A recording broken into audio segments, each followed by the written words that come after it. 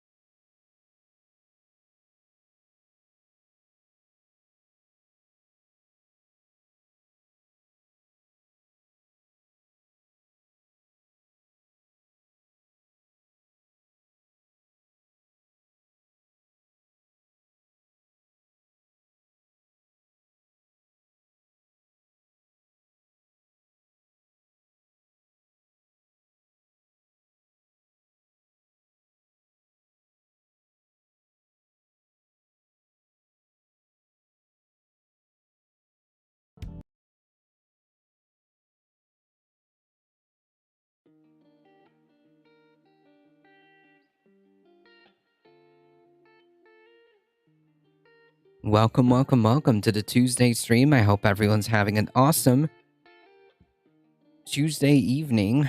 Good evening, Mayhem Hippie. I appreciate that comment on the Discord, by the way. Thank you so much. Good evening from the hottest day on record, 104.5. Today, over 2 degrees hotter than previous records. Yeah, welcome to the new norm. And here we're just complaining about swimming in our air. Echo Resto Dragon, how's it going?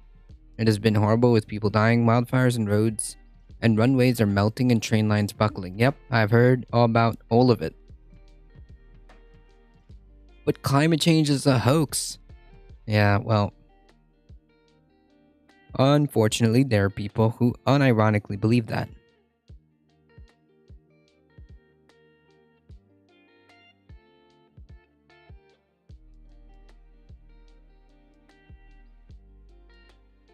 Carpet Packs, how's it going? That seems to be always kind of the case, yeah? Unfortunately.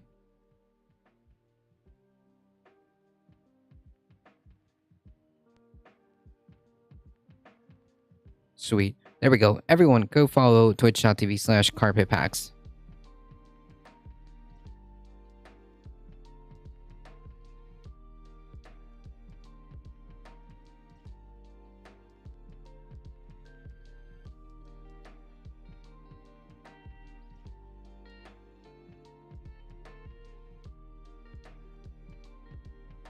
The last 3 minutes of work. Almost there.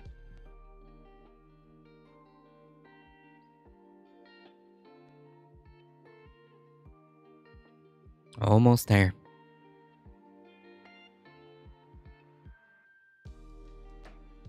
Oh man, I should have gotten myself a drink. Was not prepared. Not prepared at all. Well.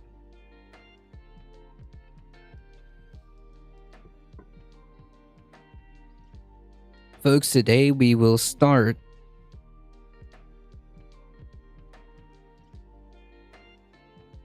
Today was the worst day I can remember. Have been in the tropics, African, Australian outback. Yeah, it's because it's not supposed to be that way. And I suspect that, well, that's just gonna be the new norm. If things continue, that's just the way it is. Unfortunately, we have not expressed any sense of urgency to attempt to turn this around, right? I mean, like, and this is not just in Europe. Europe is getting hit hard right now. But just taking it statewide. We have an article coming up where 100 million people, a third of this country, is facing excessive warning or heat advisories as dangerous heat wave continues. I mean, like, this is not just in Europe. This is across the board. This is a very serious issue. And unfortunately, it doesn't seem like, just as a general trend, it just doesn't seem like we are interested in addressing the problem.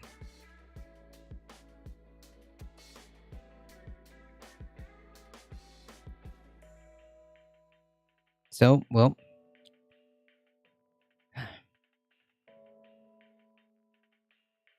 gotta keep talking about it. Gotta keep bringing awareness.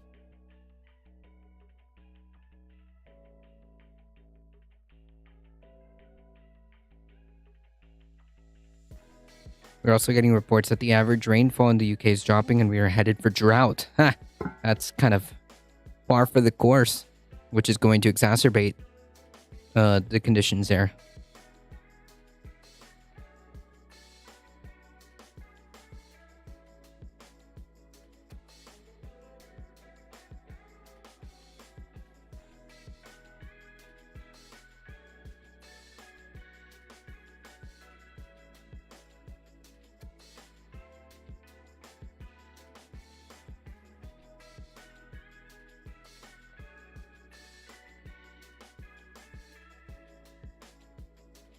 All right, folks, we've got quite the headlines to go through today. I saw Left Flank Vets covering some of this earlier, but it stands to reason that we kind of need to talk about this. Here.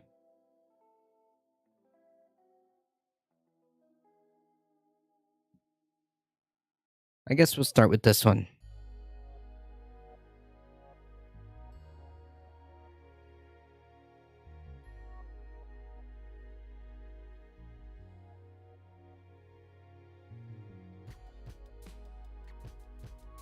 This was a post done by what I believe to be a moderator at Left Flank Vets. I believe that's the same username. Let's take a look. This is a proposal, from what I understand, to amend the North Carolina Constitution to declare that a distinct and separate human life begins at the moment of fertilization. Just the completely divorced from biology concept, completely divorced from science. The idea that birth or life begins at conception, and shall be held inviolate as an individual person and protected by the laws from the state from the moment of fertilization, the moment of conception, until natural death, so long as that person is not convicted of a capital offense. Yeah, let's take a little read-see over here. Anyhow, thank you for being brave and coming on here after a day's work. Yeah, well, I don't have much of a choice. It used to be that I came on a stream and did it before work. Now I gotta do it after work, after 8 hours of work. Let's take a peek, shall we? It is a matter of indisputable scientific fact that a distinct and separate human life begins at the moment of fertilization. No, that's the exact opposite. As such, that new human life is recognized by the state as an individual person entitled to the protection of the law from the state from the moment of fertilization. Yeah, like this idea that they're the picture that they're trying to paint here is that these embryos or a pile of cells are just like a complete they're equal to a complete human being. Any person who willfully entitled to the protection of the laws of the state from the moment of fertilization until the moment of natural death. Any person who willfully seeks to destroy the life of another person by any means at any stage of life or succeeds in doing so shall be held accountable for attempted murder or for first-degree murder. In other words, if you perform an abortion or have an abortion, you are committing first-degree murder or attempted murder, respectively. Any person has the right to defend his or her own life or the life of another person, even by the use of deadly force if necessary, from willful destruction by another person. Huh. Yeah.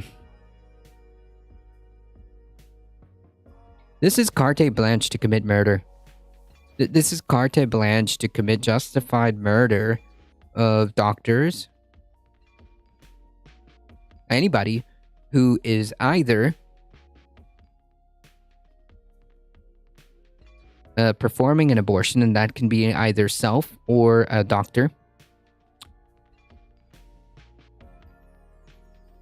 is completely green-lighted to just go and murder that person. That's exactly what this is saying.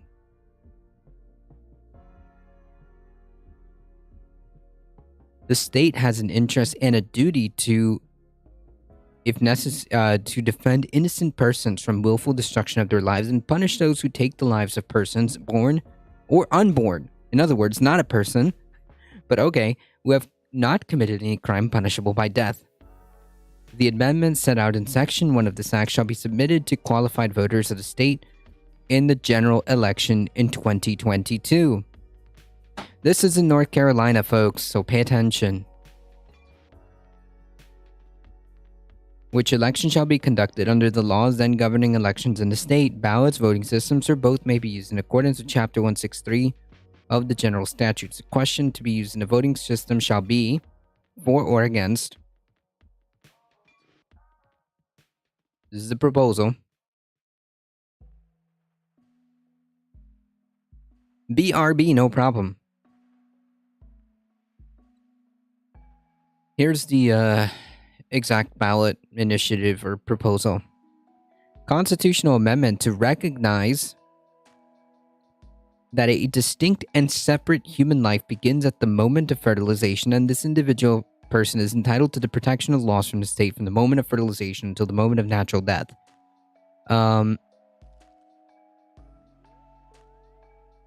Yeah, this is asinine. That's just not true. If a majority of votes cast on the question are in favor of the amendment set out in Section 1 of this Act, the State Board of Elections shall certify the amendment to the Secretary of State. The Secretary of State shall enroll the amendments certified among the permanent records of that office. The amendment set out in Section 1 of this Act becomes effective upon certification and applies to takings after that date.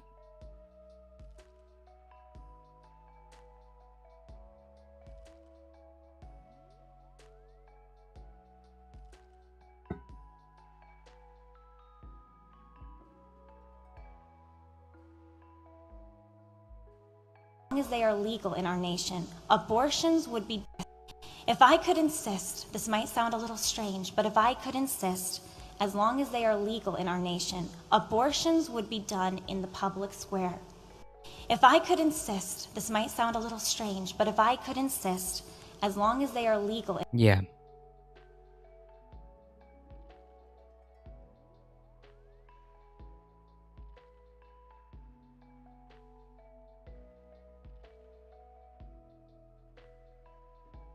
This is what's coming up on the elections in 2022. If you're in the state of North Carolina, it would behoove you to pay attention.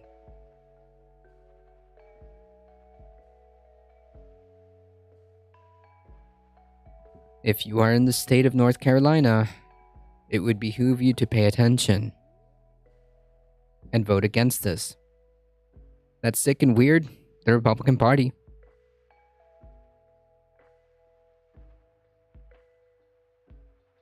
So understand that if this passes, if this becomes part of the North Carolina Constitution, if this is an amendment added to the Constitution, the state is legally giving the green light to go and murder people on the premise that they are going to commit what the state sees as murder because life begins at conception, apparently. Obviously, this is completely twisted and completely divorced from reality, but this will be the result of Republicans in power.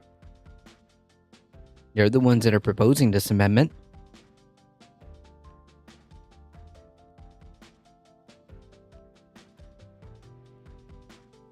Sorry, what was that again? I'll read it to you again.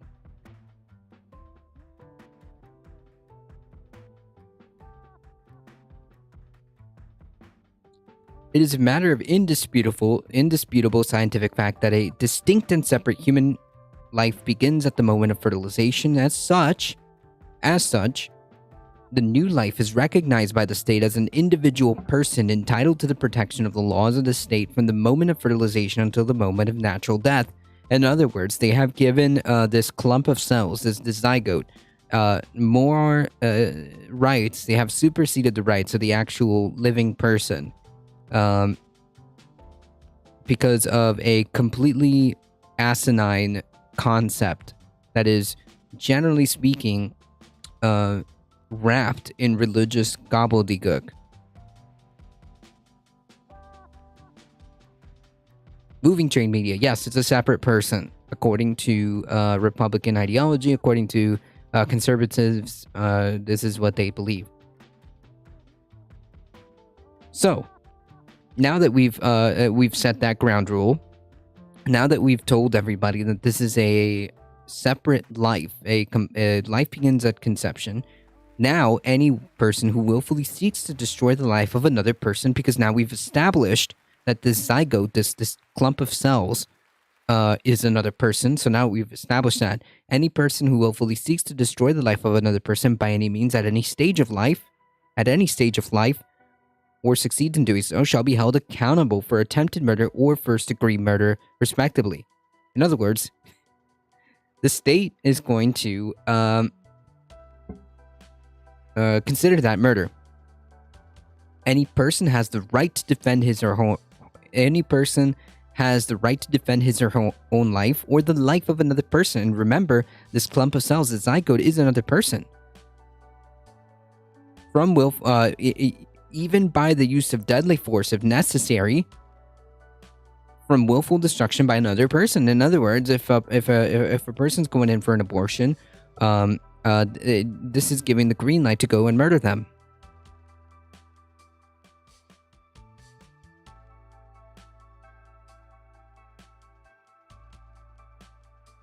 So the goal is to essentially sanction a free-for-all for murder, for the murdering of people. Whether it be the doctors who are performing these abortions are now murderers. And therefore, if you see somebody going to Planned Parenthood and you have reason to suspect that they're going to end the life of a person because they consider this a person, you have a right to go in and shoot them and kill them. It says by any means necessary, including deadly force. How do you protect a fetus by killing the host? It doesn't have to make sense. This is Republicans we're talking about. So if life begins at conception, does insurance, child support, can I claim it on my taxes? Nope, no, and no. Because it's not a person, so it gets a little dicey when it comes to that. I don't know which is more absurd, a zygote being a separate life, or the idea that Republicans will protect life at any time between birth and death. Yeah, they'll protect. They call themselves pro-life while sanctioning the murder of essentially the host of the zygote parasite. By sanctioning the murder, they're so pro-life they're willing to kill you for it.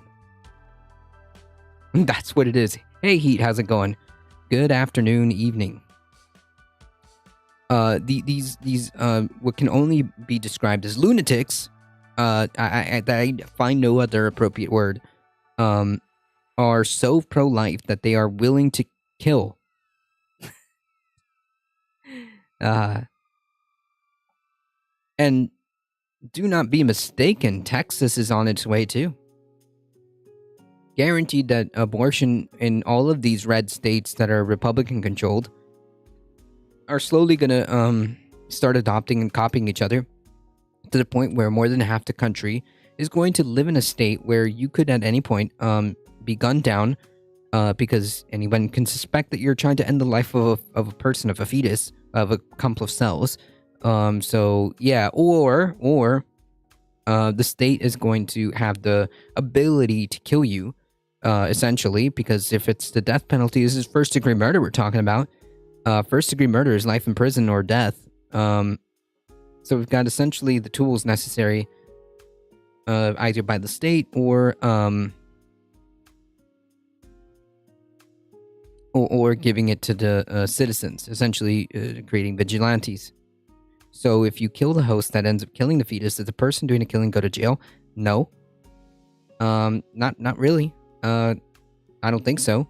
Because they could just say, well, I don't know, I was trying to defend the innocent person.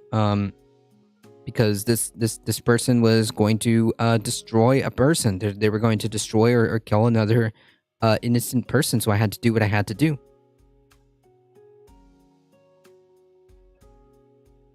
Yeah, it's a twofer. It's a twofer. So either you're going to go to jail, whether you're a doctor or the one actually having the child, or meaning the one that's actually carrying the child, or the doctor, you are under threat of being essentially charged for first-degree murder, or now the state is trying to give carte blanche to, for you to get murdered, essentially.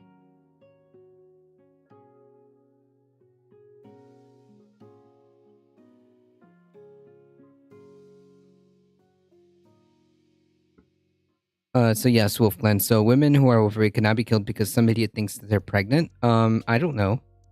That's not what I was thinking, but I guess they could be killed for whatever reason, as long as that reason could be interpreted as that person getting an abortion. What about somebody going to Planned Parenthood for regular healthcare that doesn't even involve an abortion? Because like Planned Parenthood doesn't just do abortions, right? Like just to be clear. So what if a person is going to Planned Parenthood for a standard medical thing, a pap smear, perhaps?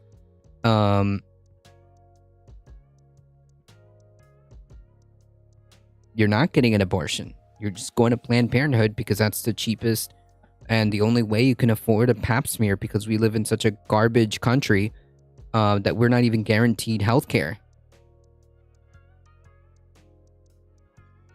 So if a person goes there and is attempting to obtain a pap smear and somebody believes or thinks that they're going to kill the child, what is now being considered, according to Republicans, a complete separate entity, a person, like an entire person, this zygote or this fetus. And so basically people are just going to camp out at Planned Parenthood and just start clapping people because they thought that, hey, listen, I had to protect that innocent life. I don't know.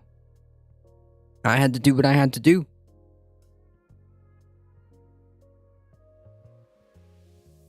What about random gunmen entering Planned Parenthood and just shooting up the place, going after doctors?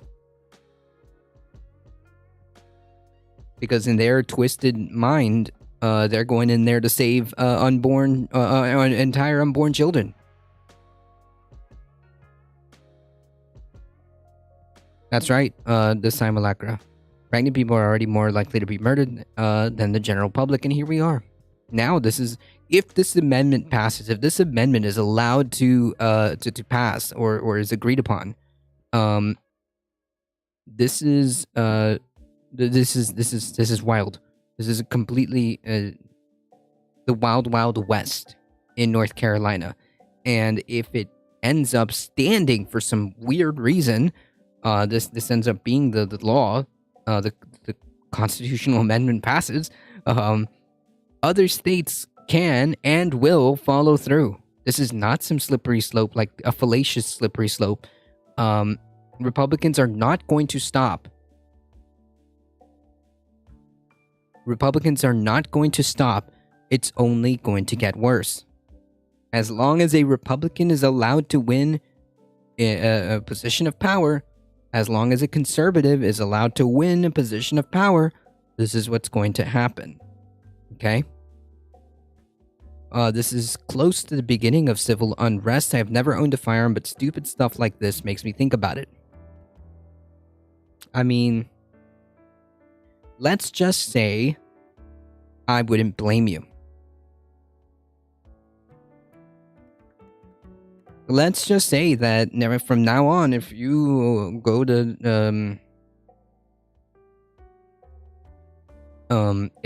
Planned Parenthood, even if it's just for regular checkups, or a regular standard procedure such as a pap smear or whatever, you are now essentially in this type of scenario, in this landscape where this is legal, you would be in danger of being shot or worse. There could be a scenario where somebody decides to do a mass incident at a Planned Parenthood because of this. It'll be long before a Republican woman and a doctor will be found using an abortion. Oh yeah, that happens all the time, Astro. That happens all the time. So as a single mom, does that child support kick in at the same time? I have a POS deadbeat sperm, a piece of shit deadbeat sperm donor. He hasn't seen his kid in 8 years and has not paid for anything in 12. Yeah, you should. I mean, like, in a just world, but like, keep in mind, Mayhem Hippie, that this isn't targeted to necessarily like men. This is only designed to just put women, remove the idea of humanity from women. The idea is that the only thing that a person with a uterus is capable of is giving birth. That is it. That is their only purpose. If you have a uterus or if you have a womb, your only sole purpose in life, according to Republicans, according to conservatism, is to give birth. You are a birthing pod. You are not a human being. You are nowhere near that. In fact, if it was up to Republicans, and that's the goal, you shouldn't have a voice at all. You shouldn't have a voice at all. In fact, you know what? We should make this a felony and take away slowly but surely take away these folks' right to vote.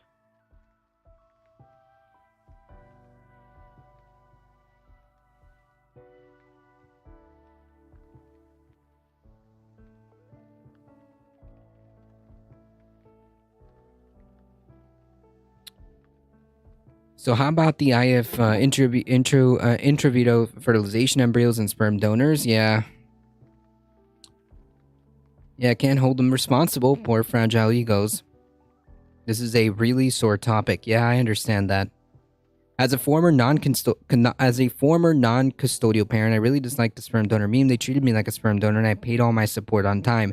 Yeah, but if you're a responsible person, like you are, Carpet, I don't think that that's directed at you. Even though I understand that the language could be a little, but I don't think that's being directed at you. Yeah, well, yeah, that's literally the conservative standard belief, Carpe. The conservative standard belief is that if you have a uterus, if you're capable, if you have a womb, and then your only purpose in life is to be a birthing pod. You are not a human being, and they clearly demonstrate that time and time again. I utilized Planned Parenthood when I was younger, and I was in between insurance coverage. I got my full HPV vaccine and my birth control, 3-month supply. I needed birth control for my health conditions. Pro-life my ass. Oh yeah, they have no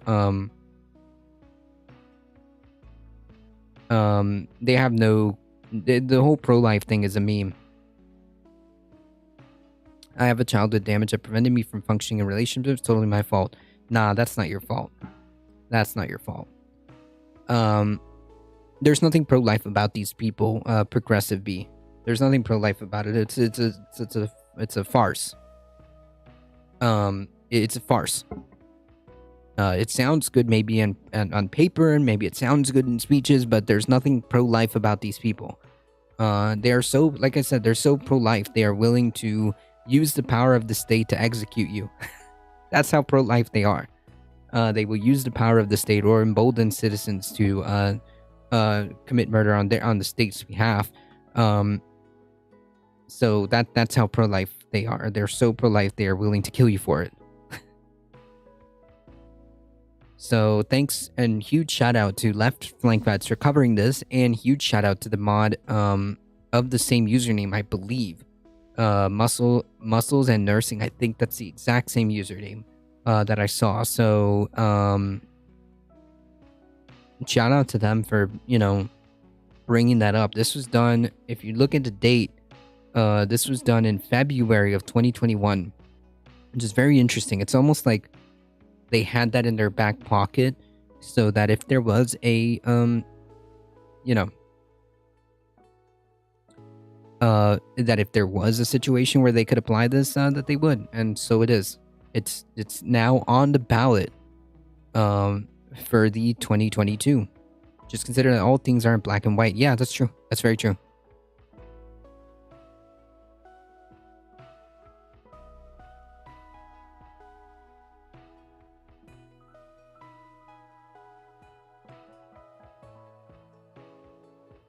I almost went full MRA because of all that stuff others did. Yeah, I mean, I could see scenarios where that could happen, yes.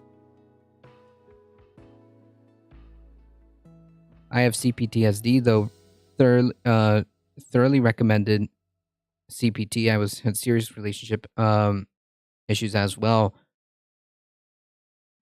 If you have the mental health access. Yeah, that's the little asterisk on that one.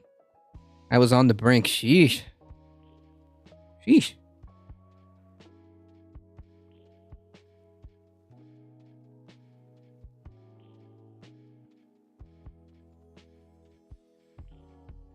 No, of course not. My other baby daddy's amazing. We were together for almost 11 years, and it was then decided better to have 2 happy homes. There's no consequences for men, just women.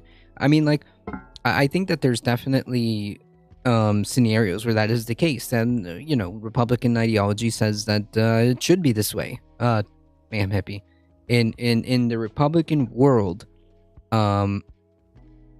in the Republican world, it would just be no consequences for men and just women, respectively, in that colloquial sense. But unfortunately, that's not always how it pans out.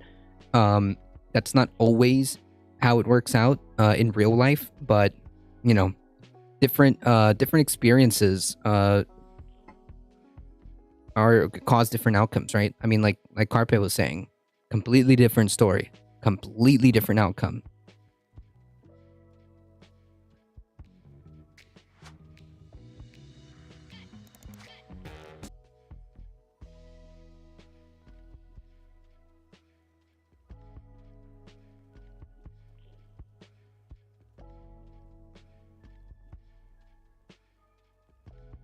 Democracy?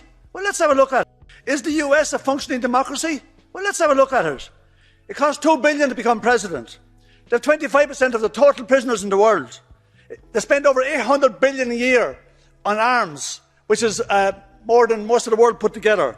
They've been at war for 250 years since their state was formed 275 years ago. But they can't afford universal health care. They can't afford the 1.7 trillion debt forgiveness for students.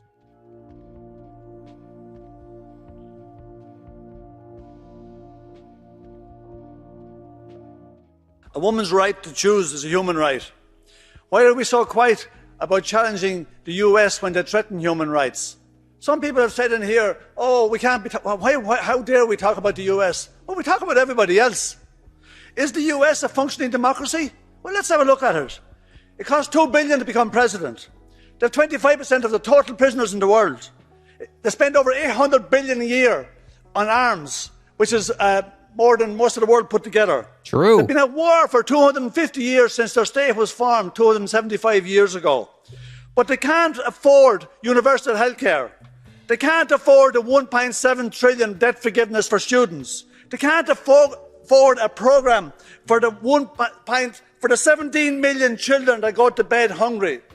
Is this a functioning democracy? No. What's your idea of a democracy? Bernie Sanders wasn't even allowed to win the nomination. I'm living hand to mouth on my baby mom and her two partners are house shopping. Don't tell me there's no consequences. Yeah, I agree that there are scenarios like this. Yes. Yes, these are very real scenarios for very real people. For the Democrats, the Americans couldn't spell democracy. Based.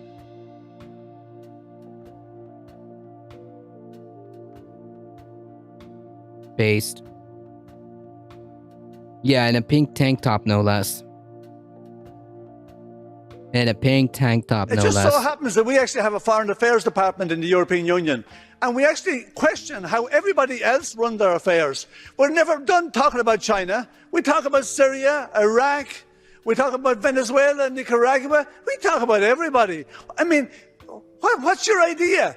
I mean, this idea, what is democracy anyway? What is it? Is it having a vote every 4 or 5 years? No, it's not. It's your people having a say in the society they live in. And most of the American people have no say in the society they're living in. Their country is run by oligarchs. They're run by big business. Oil, coal, big pharma and the arms industry run the place. They elect the president and it costs them $2 billion to get into the place and he serves them when he does. They haven't got democracy. For the last 20 years, the Americans and NATO destroyed the place. They destroyed the human rights of the people that live in Afghanistan for 20 years. The Americans spent $300 million a day destroying the place. And now we're starving them. The World Food Programme could only gather a third of the money that they need to feed the millions they're trying to feed. And neither the European Union or the Americans are prepared to give them as much money as they want. They said recently that they're taking food from the hungry to feed the starving. And we don't give a damn. We can find all the money on the planet to pour arms into Ukraine, but we can't feed the Afghans.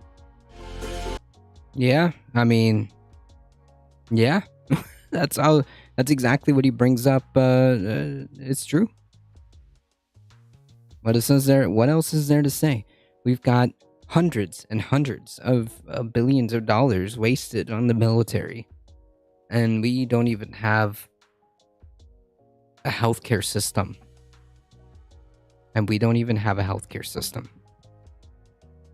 We spend billions of dollars on the military, police, literally anything else, and we don't even have a well-funded public education system.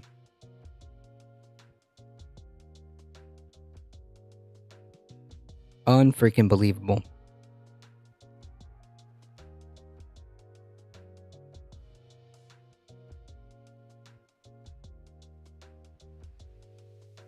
Yeah, we can't afford it though. Was that the guy's real words or dubs to make a point? No, that's him. That's him for real.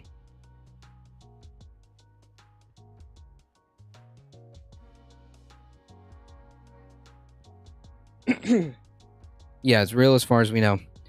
Yeah, and so just to kind of close on this, do not make the mistake that this is not going to affect you, because it will. Should this become law, should this become a amendment to the North Carolina Constitution, do not think that this will not affect you, because it will.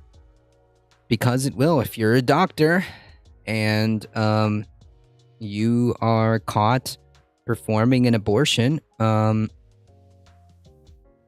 you will be eligible to be hit with first-degree murder. If some wacko decides, if some disturbed person decides to shoot up a clinic indiscriminately, thinking that they are going to save a bunch of unborn children, it really does not matter. So yes, this will affect you. Okay?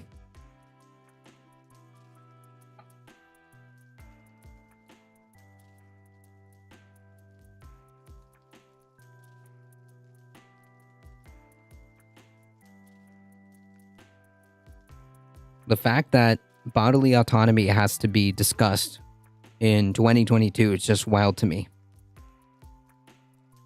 It's just wild to me. And please pay attention, and please, if you are in North Carolina, spread the word far and wide, and do not forget, in this midterm, this is on the ballot, folks.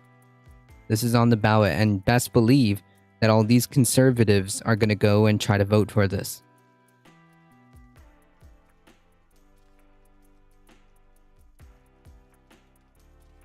Control is the name of the game, folks.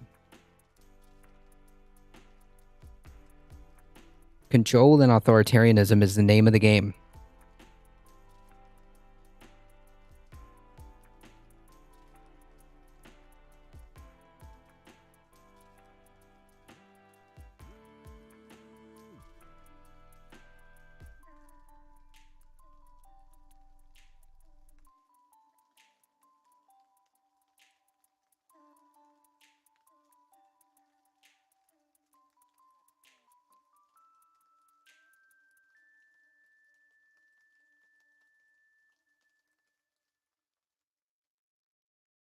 Hold on, folks.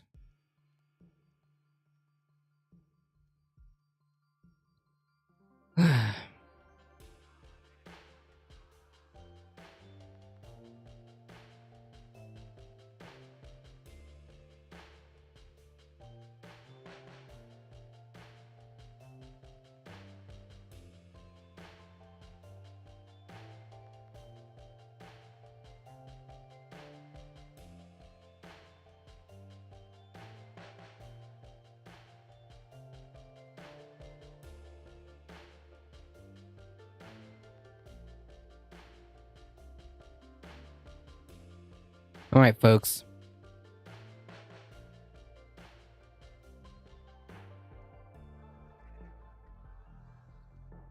We've got another update for climate, the climate recap. Are IPCC climate projections conservative or exaggerated so far? And what are African leaders meeting about this week? Welcome to the Climate Recap from the Beckosphere Climate Corner, your go-to place for international and US-based climate news. I'm Becky Hogue, a science writer. Today is Tuesday, July 19th. Let's jump right into the news you need to start your day.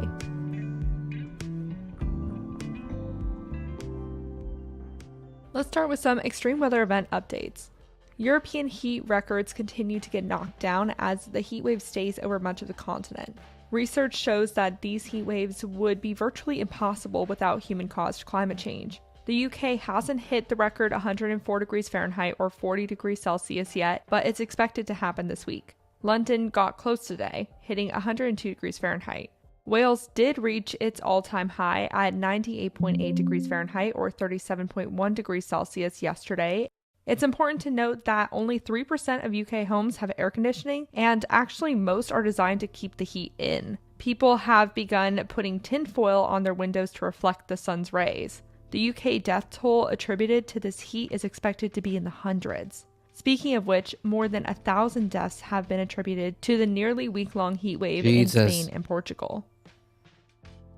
Meanwhile, in the US, China insists on competing with Europe's heat. Nearly every observation station in Texas could see temperatures at or above 100 degrees Fahrenheit or 37.8 degrees Celsius this week. Kansas and Oklahoma are caught in this heat wave too, also seeing at or above 100 degrees Fahrenheit. That's 15 degrees higher than those states are used to seeing this time of year.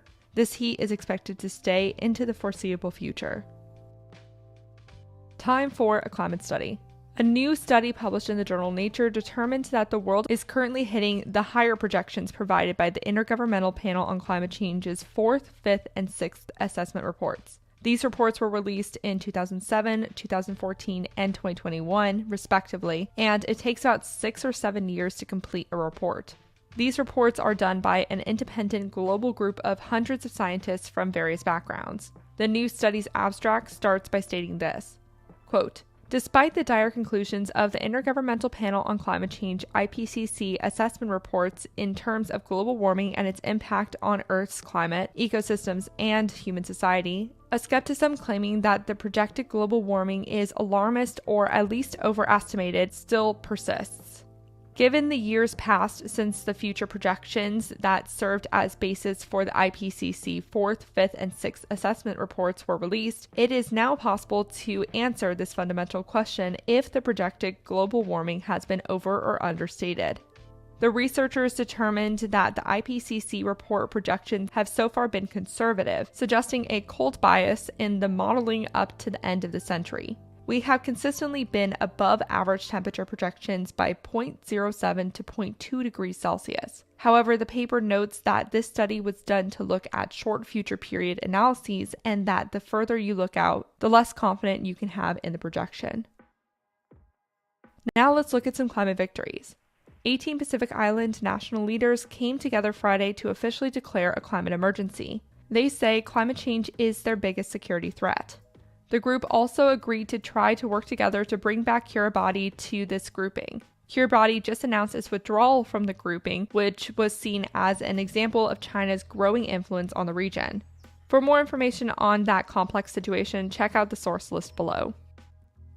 Speaking of China, rooftop solar is taking off in China thanks to a recent combination of new policies. Last September, China's National Energy Bureau announced a new initiative for local governments to partner with solar developers to boost rooftop solar. In the first quarter of 2022, China installed 3 times the amount of distributed solar compared to the same quarter last year. Then last week, China announced it plans to cover half of all government and party rooftops, 40% of all school, hospital, and other public building rooftops, 30% of all industrial and commercial building rooftops, and 20% of all rural home rooftops with solar by the end of next year.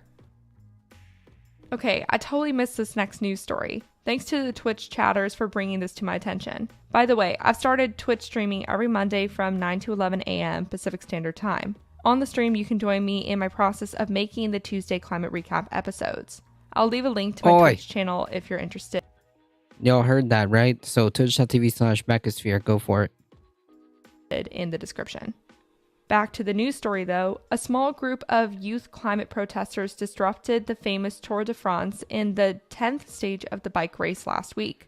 Viewers saw senior officials dragging the protesters off the route. The activists were chained together by their necks to make the removal particularly difficult. They represent the organization Dernier Renovation, which was also behind the protesters who jumped the fence during the tennis French Open. They're just doing anything they can to bring attention to the climate crisis. In the US, a new interactive map helps people visualize how the clean energy transition will impact their area. A postdoctorate research associate at Brown University's Climate Solutions Lab recently created the Climate Opportunity Map, which lays out how many renewable construction jobs, renewable operations jobs, and energy efficiency jobs each congressional district in the U.S. should expect to see by 2050 if climate action is taken. It also looks at how many travel delays by extreme weather and deaths from polluted air could be avoided. How much money can each household save by 2050 if we transition to clean energy and increased energy efficiency? If you live in the US, click the link in the description to see how much your area will benefit from climate action. My congressional district could see 4,000 new jobs from building and operating new renewable energy infrastructure and over 900 new jobs from making energy efficiency improvements. 226,000 households will spend $311 less each on energy bills by 2050. 53,000 heat-exposed workers will earn $111 more by needing to take off fewer days to avoid the heat. And acting on climate now will save 11 lives in my district by 2050. For context, my district is an agriculture hub consistently under a marine layer. Those are really good things that really should inspire the movement. The map is very upfront with where it collects its data too. Speaking of the clean energy transition, the Department of Energy just announced it will give $18.4 million through the Technology Commercialization Fund to Debate frog. 7 national laboratory projects to get their clean energy tech to the market. These labs have been tasked with coming up with technology that would, quote, address barriers, gaps, and root causes of commercialization challenges for emerging clean energy technologies. Time for some climate fails. Deforestation in Colombia increased by 1.5% in 2021 compared to 2020 numbers, which represents the second year in a row of growth. More than 174,000 hectares, or more than 430,000 acres, of forests were destroyed in 2021, moving the country further from its target of reducing deforestation. Despite this uptick, the Colombia government said it did reduce its deforestation growth trends by 34% by 2021, which is more than the 30% promised. This deforestation growth trend metric has been criticized by environmentalists for not giving a full picture, and that does seem to be the case based on it seemingly being at odds with observed deforestation data. Parts of Colombian forests are in Amazonia. It will be interesting to see if these trends are impacted by the new leftist president coming into power in August. In the US, California's oil emissions monitoring process is coming under scrutiny. The state is learning in recent years how bad its fossil fuel industry emissions are, particularly methane emissions. Methane is 80 times a more potent greenhouse gas than CO2 for the first 20 years they're in the atmosphere. Seeing methane emissions requires expensive equipment. Turns out California has some of the most emissions-heavy oil and gas operations in the world. What's crazy is that only 0.2% of fossil fuel infrastructure is responsible for a third to a half of methane emissions, according to work done by an engineering fellow at NASA, Riley Duran. The thing is, California's Air Resources Board, or CARB, isn't catching all of these emissions because it hasn't put any equipment on infrastructure already covered by local rules, so it's up to local regulators to keep track. Right now, they're only required to look at emissions once a year. When major leaks are detected, state and local regulators work together to regulate the leaky oil and gas wells. This is how it all should work, but the program has come under fire for mismanagement. Local residents of one of the most fossil fuel heavy areas, the San Joaquin Valley, say regulators check emissions very irregularly, and these emissions should be included in CARB's assessments. To streamline this process, Duran and a team plan to launch emissions detection satellites to help streamline the process. People also say the regulation process for emissions reduction isn't working, with carbon offset schemes being overvalued, which is a whole other big discussion. If you want to learn more about what different groups are saying on this issue, check out the link in the source list. Let's end with some developing stories. African leaders are meeting in Kigali, Rwanda this week for the first continent-wide meeting on nature conservation. The IUCN Africa Protected Areas Congress will include more than 3,000 delegates made up of protected area directors, youth activists, and indigenous and community representatives from 54 countries. They will discuss conserving nature and promoting sustainable development. Africa has more than 8,500 protected areas, spanning 14% of the land and 17% of the surrounding ocean. More than 6,400 animal species and 3,100 plant species are at risk of extinction in Africa. Protecting nature is an essential part of climate adaptation and mitigation. Without a stable biosphere, humanity doesn't stand a chance of combating the climate crisis. One of the main agenda points of the meeting will be looking for more funding for conservation. I read conversation. The leaders will ratify the formation of conservation as conversation like 3 times before it clicked. I was so confused. No worries. African Conservation Trust, which would complement government budget allocations with state-based revenue streams like wildlife tourism and payment for ecosystem-based services. The meeting will also hopefully address the fact that while indigenous groups have been shown to be major wildlife stewards, many tribes don't have legal rights over the land they live on. That's a lot to talk about. Meanwhile, 40 countries met yesterday in Berlin to discuss how to stay focused on tackling climate change amidst the Ukraine-Russia war and ahead of the big United Nations Climate Conference in November, COP27. European nations vowed to fulfill their climate targets despite the increased coal use. As the meeting continues today, the countries will need to figure out how much rich countries owe poorer ones for climate damage and to help them transition to clean energy. They've already failed to come to a conclusion on that at 2 meetings prior. Today is the last day of this meeting and might be the last meeting before COP27. And that was your climate recap for Tuesday, July 19th. If you like the work I do, please follow this podcast, give it a 5-star rating, leave a review, and consider checking out the Becsphere Climate Corner YouTube channel. Remember to talk about the climate crisis every single day and to support your local news organizations. Bye for now. Based.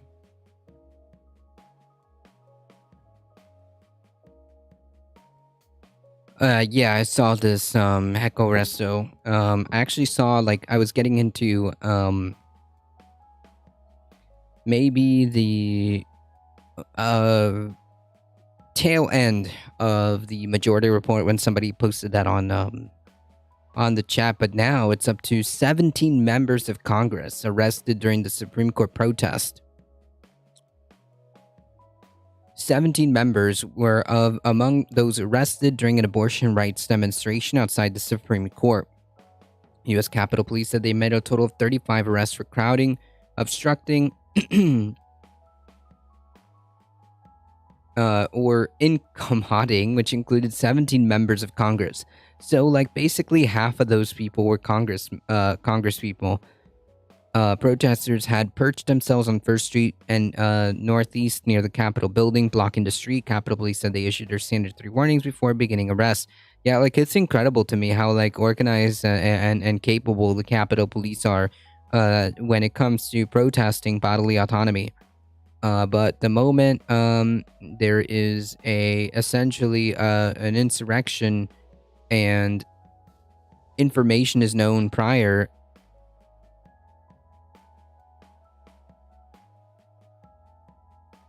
at that point, Capitol Police and law enforcement seems to drop the ball at every point. Civil disobedience is most of what they do. Yeah, anytime a politician gets arrested, I'm all for it. Yeah, but they got arrested for protesting. Not because they did anything wrong. Representative Catherine Clark, the Democratic assistant of the Speaker of the House, is also arrested. Representative Carolyn Maloney's office also announced she was among the Democratic Women's Caucus members arrested near the Supreme Court. There is no democracy if women do not have control of their own bodies and decisions about their own health, including reproductive care. I have the privilege of representing a state where reproductive rights are respected and protected. The least I can do is put my body on the line for 33 million women at risk of losing their rights. The Republican Party and the right-wing extremists, I mean, the Republican Party is a right-wing extremist party. Like, there's no difference politically. Behind this decision are not pro-life, but pro-controlling the bodies of women, girls, and any person who can become pregnant. Correct, it's all about control. Their ultimate goal is to institute a national ban on abortion, and we will not let them win, and we will be back. A spokesperson for AOC confirmed that she was among those arrested. Abortion rights supporters and those opposed to abortion rights have been demonstrating near the Supreme Court since the court's decision to strike down abortion under Roe nearly a month ago. The court ruled in the Dobbs case that this is not a constitutional right. Bodily autonomy.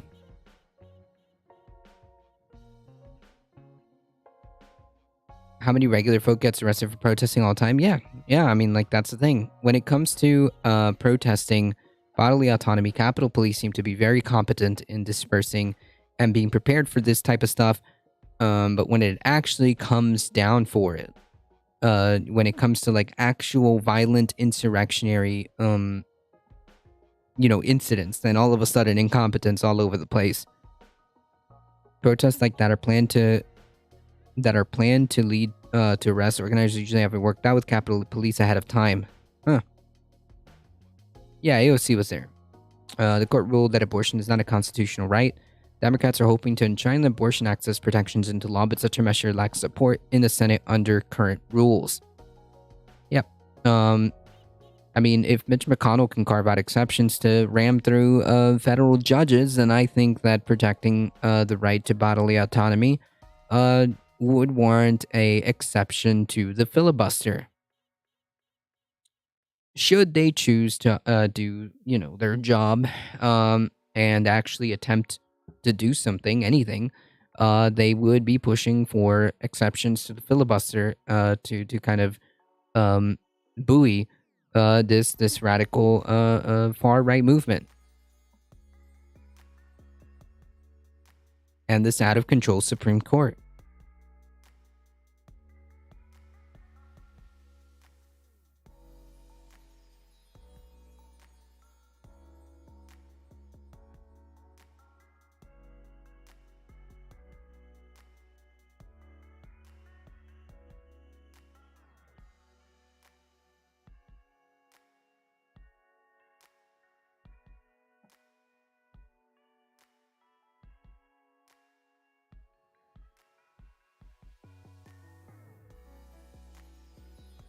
House to vote on same-sex marriage protections in response to Supreme Court ruling.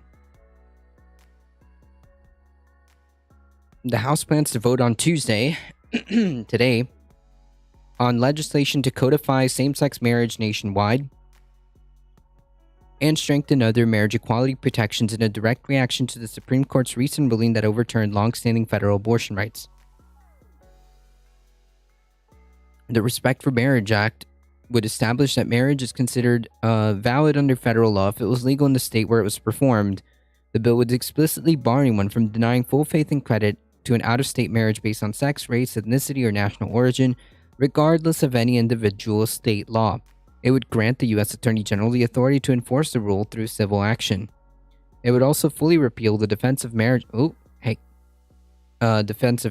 known as DOMA, a 1996 law signed by then-President Bill Clinton that defined marriage as a union between a man and a woman.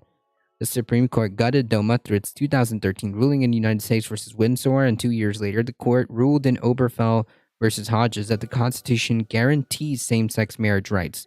Though defanged, DOMA technically remains a law, and the House now aims to scrub it from the books entirely. The vote on Respect for Marriage Act is expected to take place in the afternoon, according to the House Majority Leader, Steny Hoyer. The Democratic-led House is expected to pass this bill, but it's unclear if it will get through the Senate, where the parties are split 50-50 and 60 votes are required for legislation to pass. Many conservatives in the chamber will likely argue that the states' rights. Okay, cool. Typical.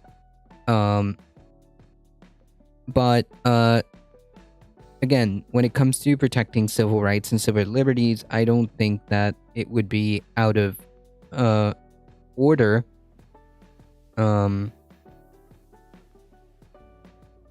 carve out exemptions for these things. You just can't mess with people's rights. When it comes to that, I would argue, after the filibuster, you've got people's human rights on the line.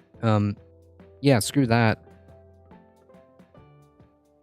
Lawmakers also set on Tuesday to debate a bill enshrining the right to contraception, another push to protect rights spurred by the court's major decision last month in Dobbs v. Jackson Women's Health Organization. The ruling struck down the legal precedent that had protected abortion rights for nearly 50 years. The conservative majority, which includes 3 justices appointed by Trump, argued in part in this ruling that the Constitution makes no reference to abortion and no such right is implicitly protected by any constitutional provision. What about the right to life, liberty, and pursuit of happiness? That's supposed to be like an unalienable kind of concept, right? The right to life, liberty, and pursuit of happiness. But whatever, never mind that. The legal reasoning sparked widespread fear that the court could threaten other rights previously considered settled. Yeah, like, it's not guaranteed. You're not guaranteed these things, and Clarence Thomas clearly indicates that if the right conditions manifest themselves, then yeah, these things would go away. The right to, same-sex marriage, contraception, and things like that could, under the right circumstances, disappear, just like the right to bodily autonomy. Make no mistake that if these people have the present themselves with that opportunity, that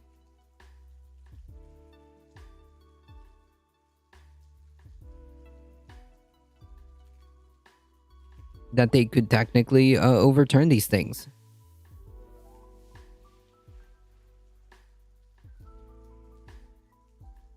Oh, it's supposed to be property, but then they couldn't take property rights away from some people. Life, liberty, and property was the original. Gotcha. Makes more sense that way. According to them.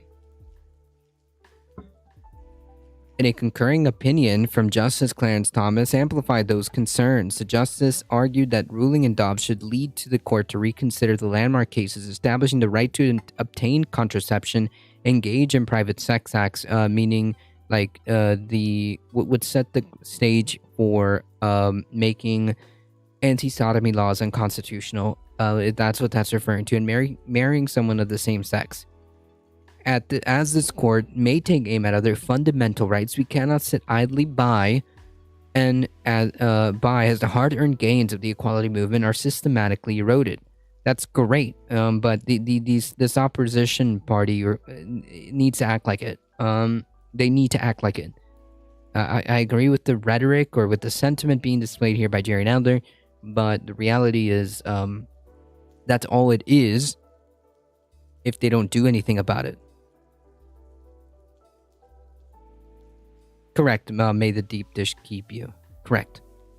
All of this means nothing if they don't do anything about it. And like, make no mistake, do not underestimate at all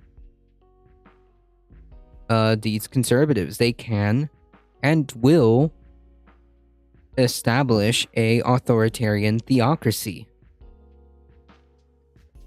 Someone put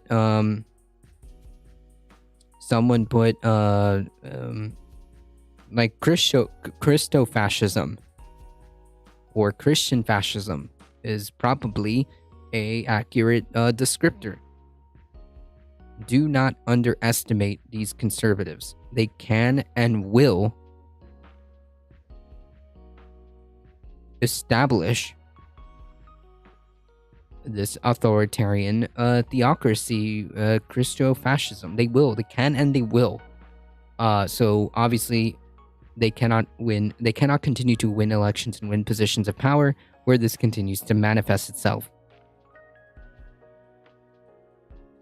The original Constitution does not consider black people to be people, and that's why originalists are just so foul. Among many other things, yes, that is, whew, that is correct. May the deep dish keep you.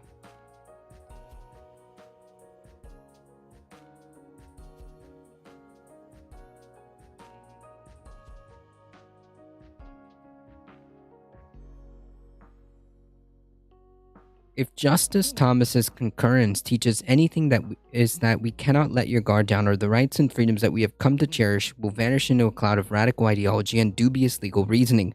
Yeah, that's great, but like the Democratic Party had um, multiple chances across the board, not just now, but the Democratic Party had multiple chances across the board to do something if they knew. I mean, it's hard to believe that they didn't have some inkling of what could happen. Um, because if someone like me, like a layperson like me, had the ability, foresight to understand and make arguments as to like the danger behind uh not doing anything about it, or at least understanding the possibility of that, something like Roe versus Wade could fall. uh we've had this sentiment for years now, years and years and years now. So it's hard to believe that they didn't have at least some thought of the possibility, and yet incapable of doing anything about it, especially when they had the the multiple opportunities, is nothing short of frustrating. Living in the South lets you know exactly what these scumbags are about. True.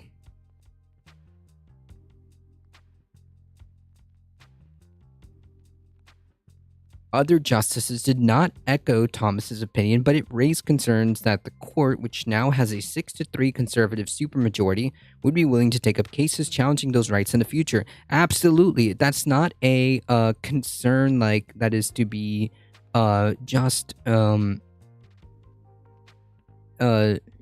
just kind of thrown away. It is a very, very real and justified concern. They can and they will, should the right case come along. Remember, all of these justices perjured themselves saying that, oh, it's settled law, it's settled law, it's settled law. Well, clearly that's not the case. They don't believe that. So if you think that under a, if you think that should a, if you think that they will not do this, I would argue that that is a naive way of thinking. My poor cat River just slipped off the bench beside me, her double stack of pillows at her down. Oh no, River. Poor kitty.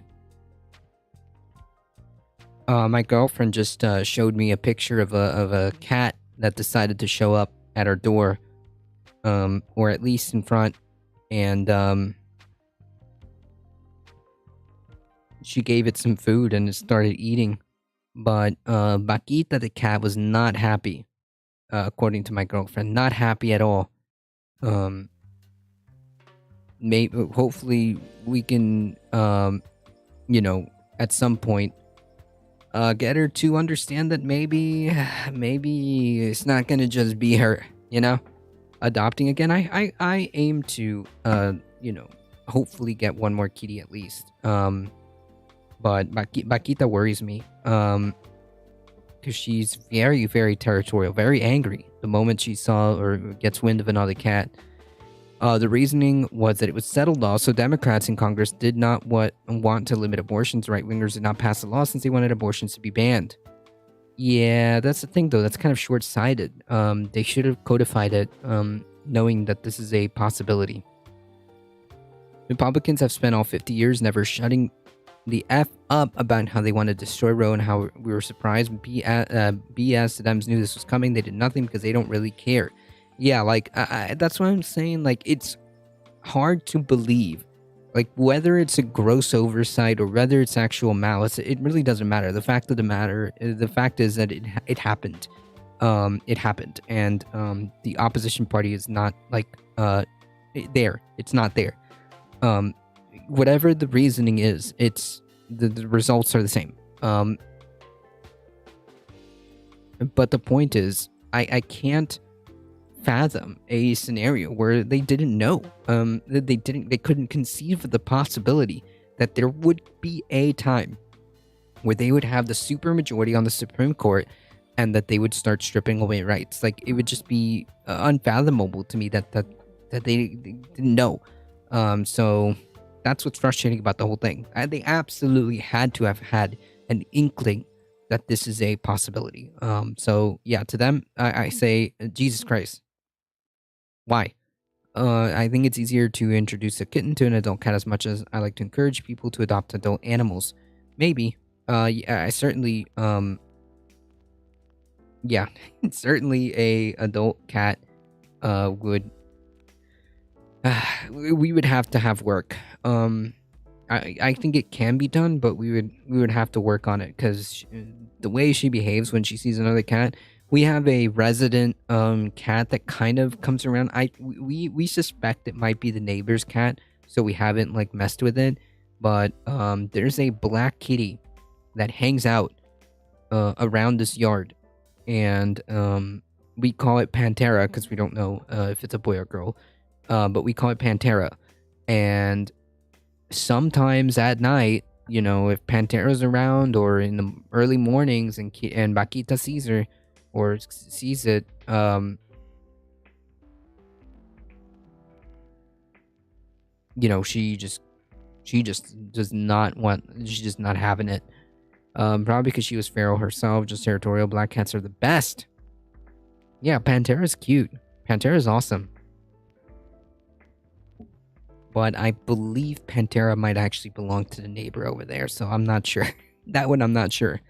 But yeah. At least that's my theory. I could be wrong, and if so, then we would, I mean, I wouldn't mind, I wouldn't mind. Let's just put it that way.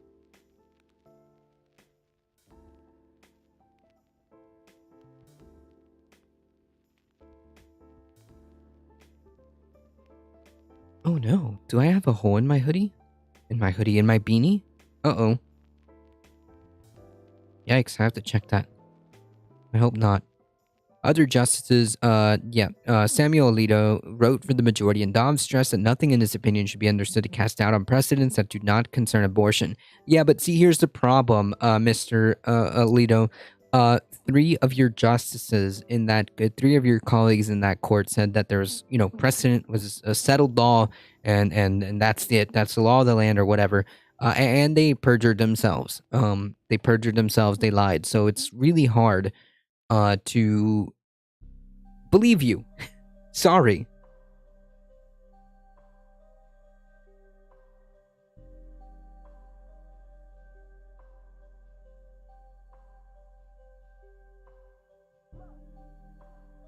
We've got a cute animal video redemption, so I guess we'll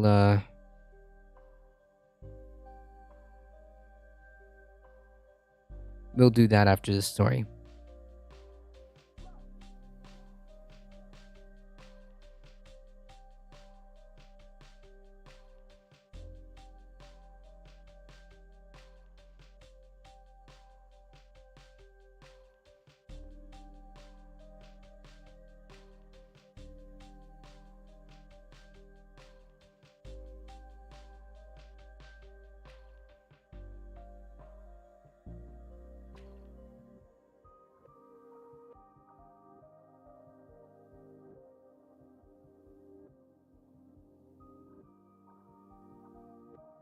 Ever since I took my first con law class in college, I've hated Clarence Thomas and wanted him to piss razor wire for all eternity.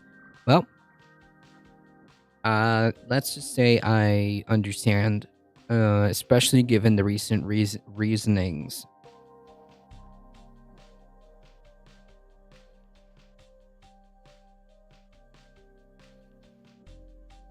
But critics, including the three liberal justices, were unconvinced. We cannot understand how anyone can be so confident that today's opinions will be the last of its kind. Yeah. Senator Dick Durbin said on Monday that he believes the bills protecting same-sex marriage and contraceptions can overcome the Senate's 60-vote hurdle. Some Republican senators gave non-committal answers when asked by NBC if they would vote for that legislation. Yeah, okay. Senator Ted Cruz from Texas, meanwhile, said that Sunday that the Supreme Court's ruling to enshrine same-sex marriage was clearly wrong.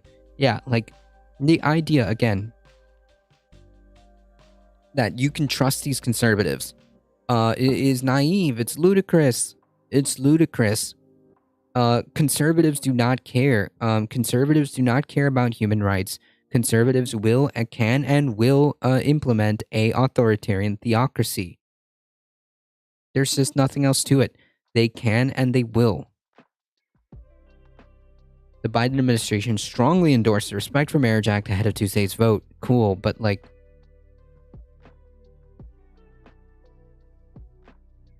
what are you going to do about it? No senator will vote for same-sex marriage in an election year. No Republican senator, you mean? No person should face discrimination because of who they are, whom they love, and every married couple in the U.S. deserves the security knowing that their marriage will be defended and respected. The administration said an official policy statement. Yeah, okay.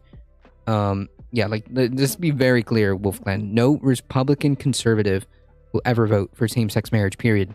Period. Doesn't matter if it's an election year or not. They don't actually care about that. They want a strict authoritarian regime. That's it. That's what conservatives want. There's no way around it. There's no. It's not more complicated than that. They want a authoritarian theocratic state. Yeah, he's gonna write a strongly worded speech. And that's it. Thanks.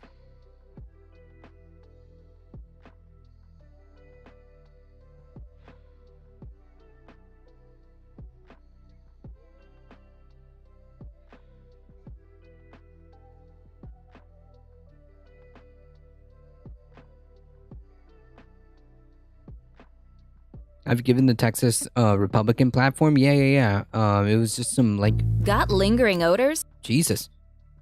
It's just some like wild thing. Yeah.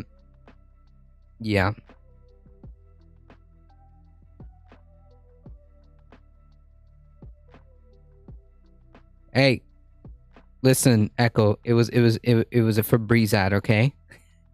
Nothing more. A read. Yeah. We went over it. It's just wild. We have to get more Democratic senators over 60, so we have 2 Dem senators that act like Republicans. Yeah, I mean, like, all I'm saying is that they have to. Republicans have to lose elections. There's just no other way. No other if and or buts about it.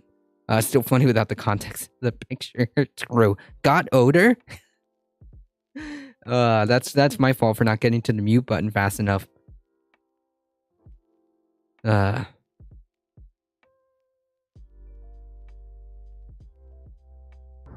You waiting for me? Oh. Oh, bud. You waiting for me? Oh, bud.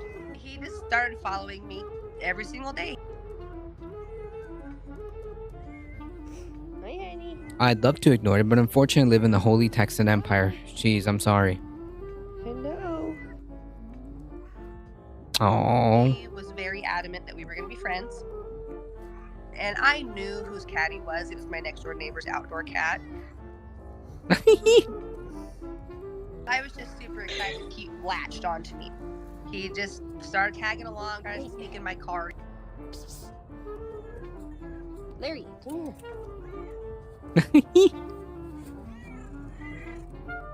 He'd try and sneak in the house. Okay, I need to go inside. Oh, poor thing. Excuse me, Larry. Hey, no. Hey. You gotta go outside.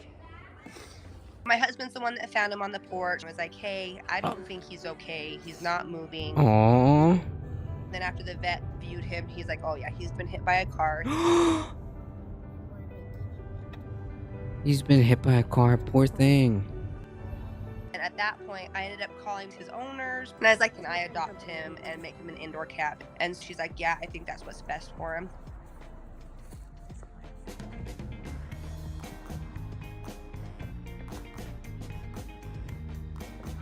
Come on, bud. Poor kitty. Cats only meow for humans, yep. It was pretty emotional when I got to bring him inside. I was really, really, really happy that he made it. Also, it was nice to be like, you can come in. I don't have to keep booting you out all the time.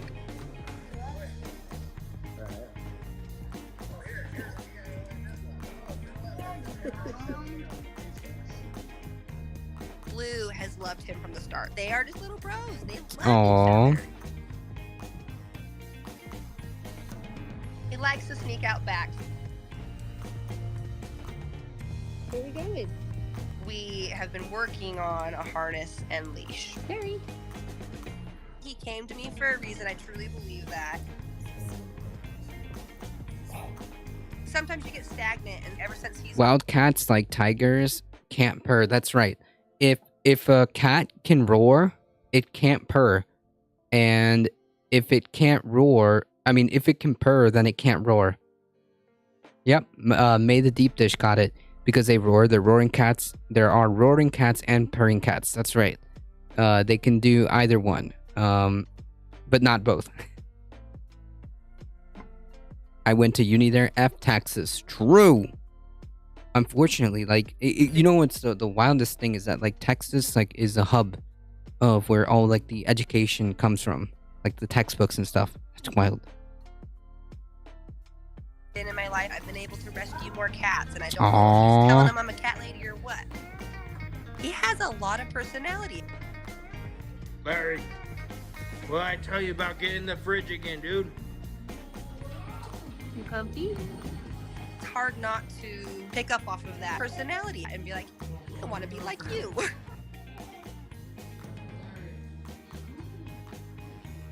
That's adorable. Now that's content.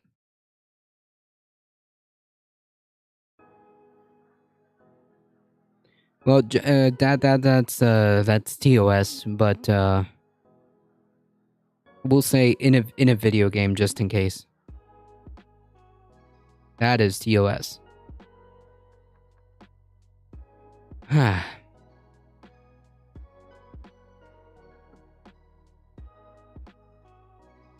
All right, we've got one in Minecraft. We've got one angering story here. This was actually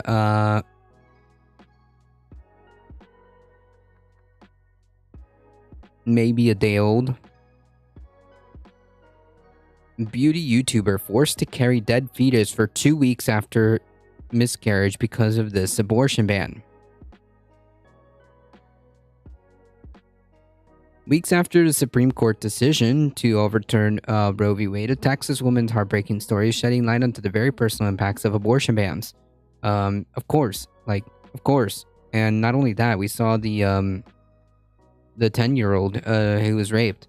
So the people of Texas who are cool. The place is just not for me. Yeah, I agree. I get that. Weeks after the Supreme Court's decision, Marlene Stell recently spoke to CNN about her gut-wrenching miscarriage and how she was forced to carry her dead fetus for 2 weeks after a doctor refused to provide medical intervention due to the Texas anti-abortion law. Stell, a beauty YouTuber and founder of cosmetic company Makeup Geek, initially explained in a video that she had last year that she and her husband were thrilled to learn of her pregnancy, noting that the ultrasound around 7 weeks showed that everything was normal. However, another ultrasound 2 weeks later revealed that Stella suffered a pregnancy loss, and doctors said there's no heartbeat, there's no viability. Following the news, Stella asked her doctor for a dilation and curettage procedure, DNC, surgery to remove the fetus that is also used to abort a living fetus in order to avoid infection or long-term health issues. The doctor said because of the new law that's passed here, you have to schedule another ultrasound to verify that the pregnancy is not valid before we can give you any sort of medical intervention. Dr. Lillian Shapiro, a Atlanta-based OBGYN, told CNN that carrying a dead fetus can quickly become dangerous for the mother. Of course, she can develop an infection that makes her sterile and never be able to have children again. When the baby dies inside, the baby starts to release parts of its tissue that can get into the mother's blood supply, and it can cause organ failure, and it can cause death. Like I said, they're so pro-life. They're so pro-life that they're willing to kill you. Estelle admitted that she was devastated and did not want to experience a second ultrasound, knowing that her baby was gone. She also feared for her own health. Someone shoving a wand in my sensitive area and tells me, hey, you lost your baby again. I should not have to go through that twice. It's gut-wrenching.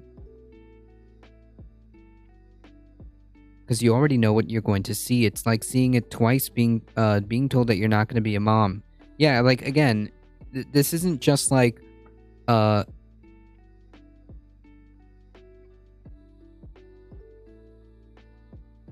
This isn't just something that you do for the sake of doing it, right? Like, this person wanted a child, and that's perfectly fine. That's their choice. That's the whole argument. That's their point. They wanted that child, and that's their right.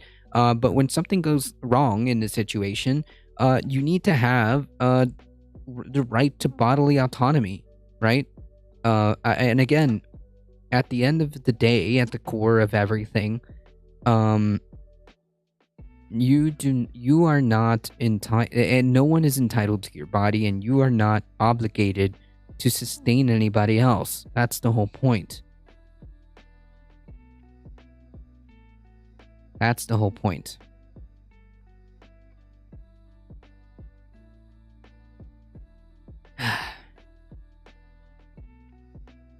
What a horrifying story. That's right, forcing little kids pregnant because it's clearly God's will. That's exactly almost verbatim the rationale that these people employ.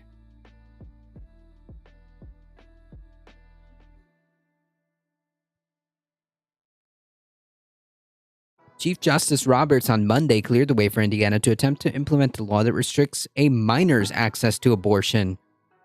Speaking of what you were talking about, this is how sick these people are. What gross! Like these conservatives. I mean, I'm telling you, folks. The more they're allowed to win elections, the more they're allowed to have a hand on the levers of power, the worse it gets.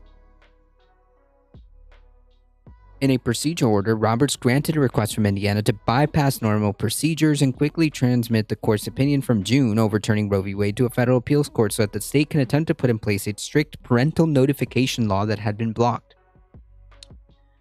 Indiana had sent its request to Amy Coney Barrett, but she took no part in the case, presumably because she was sitting on the Chicago-based federal appeals court when the case was likely initially before it. As a result, the application was handled by Roberts. Planned Parenthood of Indiana and Kentucky said it would have no it would not object to expediting the judgment. At issue in the dispute is a state law that requires parents to be notified if a minor seeks an abortion unless a court finds that the notification is not in the best interest of the child. What? Lower courts, citing Supreme Court precedent, has invalidated the law, and Indiana has asked the Supreme Court to step in back in March of 2021. But the justices sat on Indiana's petition for months while the court contemplated Dobbs v. Jackson. Once it decided and reversed Roe v. Wade, it sent a handful of pending abortion-related petitions back down to the lower courts with instructions to revisit their early decisions. But Indiana, eager to return to the lower courts, asked the court to move quickly to notify the lower court's decision, bypassing the normal 30-day time frame. On Monday, Roberts agreed to do so. More than half the states are expected to bar or severely restrict abortion. 13 have have laws in place that are designed to be triggered and take effect if Roe no longer applies. In some of those states, laws have gone into effect, but others, such as Texas, Idaho, and Tennessee, will wait for the Supreme Court mandate to officially come down. Those states have not yet asked the justices to expedite the judgment. Yep. Like I said, the more the Republican Party is allowed to win elections and is allowed to continue to be in power, the worse it gets. Conservatism, folks, not even once. Not even once.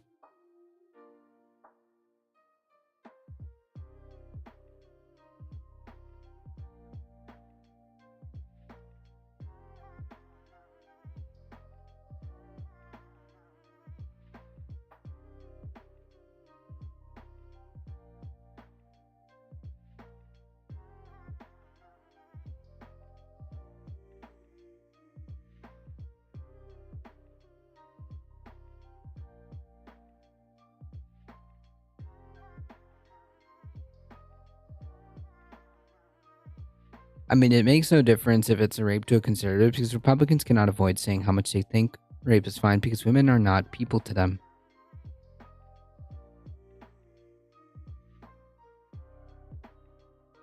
That's right. Republican platform holding Texas endorsement of the ERA is no longer valid. Yep.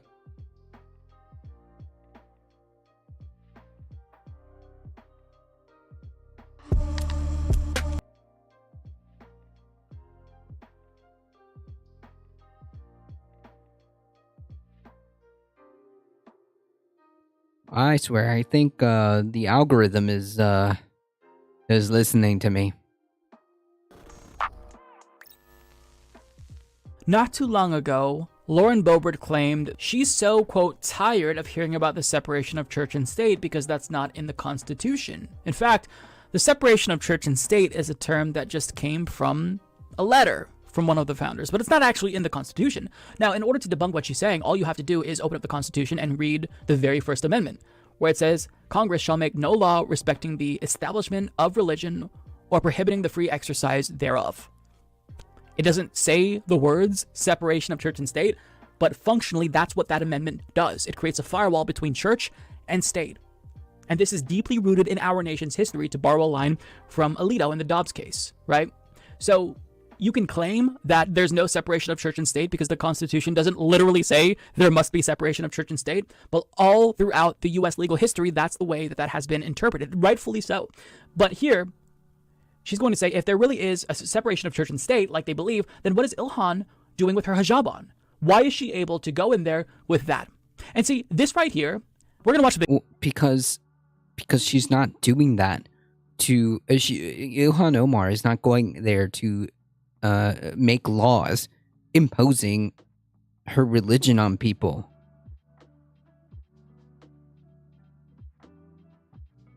That's the difference.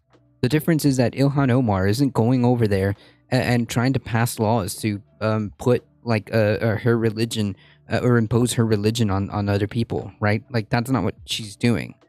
Versus people like Boebert over here are in fact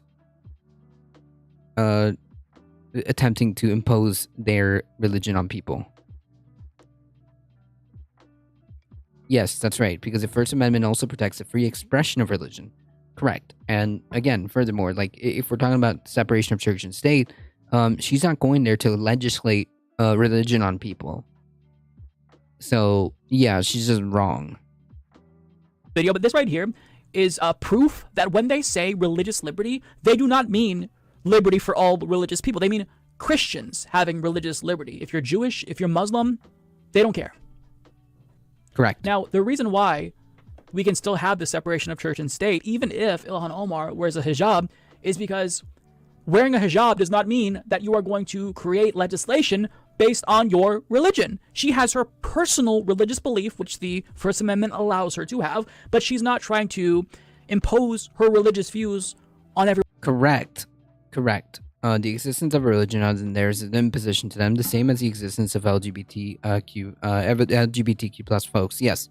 So no one wears a cross. Right. Yeah, but it doesn't matter. Like, even if everybody else wore a cross, the point is that the garment isn't the issue.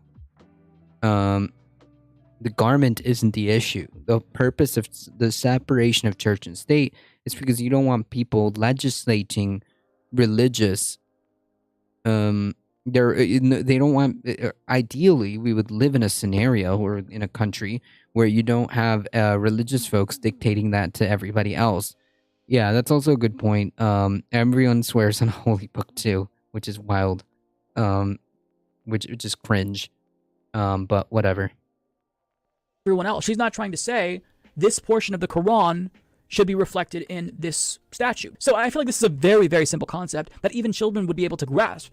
But to her, just the mere presence of separation of church and state means that we can't have There's a guy who's Muslims. sworn a Captain America okay, but they're not shield. the ones That's imposing nice. their religion That's on based. people in America. You guys are. The Christo-fascists are the ones imposing their religion. But let's listen. Ignorantly say this is in the Constitution, separation of church and state. Okay, I already have to pause it after 2 seconds. Ignorantly say, read the fucking Constitution, lady. You've just got to open it up. It's the first one, the First Amendment. Just open it up. I dare you. Read it. And they don't know what it means, and they think that that means you can't talk about God. Well, if there really No. That's not what we say that means. That's a straw man argument. You can talk about God. You can join your little Christian cult, drink the Kool-Aid, do whatever the fuck you weird people do. That's fine. But what you cannot do is say, I am going to make my religion the law of the land. I'm going to produce legislation Swear in that on the is manifesto, going to force the people Communist to abide by my religious Manifesto. principles. That's what that is. You can talk about God all Oh you my want. It's really god. fucking If annoying, there and is you a do, congressperson that swore on the Communist Manifesto or what is it? shoot, what is the book? Oh my god. Das Kapital. If there was a congressperson who swore on like Das Kapital, oh man, that would I think that would rupture the reality, the fabric of reality in real time. Yeah, it's Das Kapital. I got that one over there. Yeah, instead of the Bible, correct.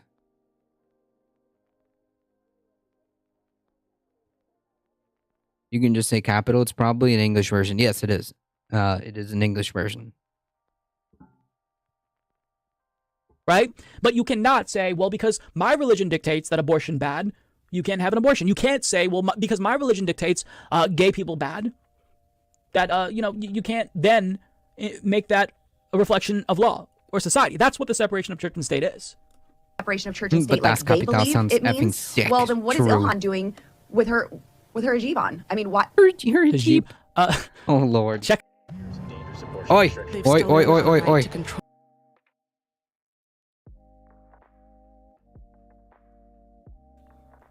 You say that we have separation of church and state, but yet Ilhan Omar wears a hijab. Okay? Let me know when Ilhan Omar starts introducing legislation that forces... Correct. I know where he's going with that. Yes, correct. Hajib. U-Block, True. The congressional member would need lots of security. Yeah. everyone to live by the principles. Yeah, if a congressional member unironically, or maybe even as a meme, swears on Capital or Das Kapital. Yeah. Oh man. Of her religion.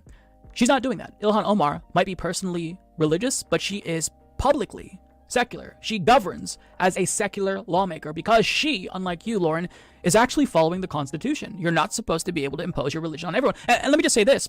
The separation of church and state overall, that doesn't just protect atheists and secular people. That protects religion as well. If there was a state religion and a state church who you had to pay taxes to, well, if you were a Christian and that was a Catholic institution, then isn't that in conflict with your religion? So separation of church and state doesn't just protect secular people. It protects all religious people who want to have the freedom to exercise their own religion. That's the whole point. Okay, speaking of Christo-fascists.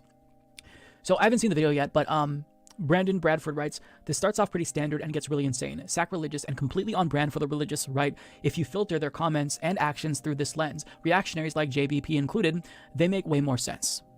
So if this doesn't scare you, I don't know what will. Christo-fascist indoctrination ceremony. True. I'm not necessarily sure where this is from. Prayer declaration. So we'll have to look for the context, but let's just watch this video. All right, go ahead. All right, Dutch, lead us. So we'll read it together, okay? As a patriot of faith, I attest my allegiance first and foremost to the kingdom of God. By the way, real quick, Jesus. I'm not sure why this looks like it was filmed on a potato, but this is the only footage. I think that somebody recorded their computer screen because they didn't have screen capture, so I apologize for the poor quality, but this is unfortunately all that we have.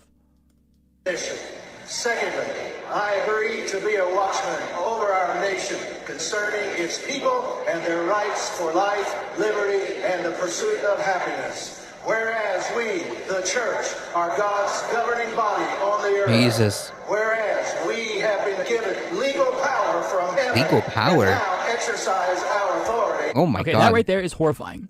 We've been given legal power from heaven and now exercise our authority. So these Christo-fascists, they follow a sect of Christianity that I believe is called Dominionism, where they believe that they have a legal mandate from God to essentially impose his law and rule over all of us. Right, to have dominion over everything. We don't follow the biblical law or biblical principles.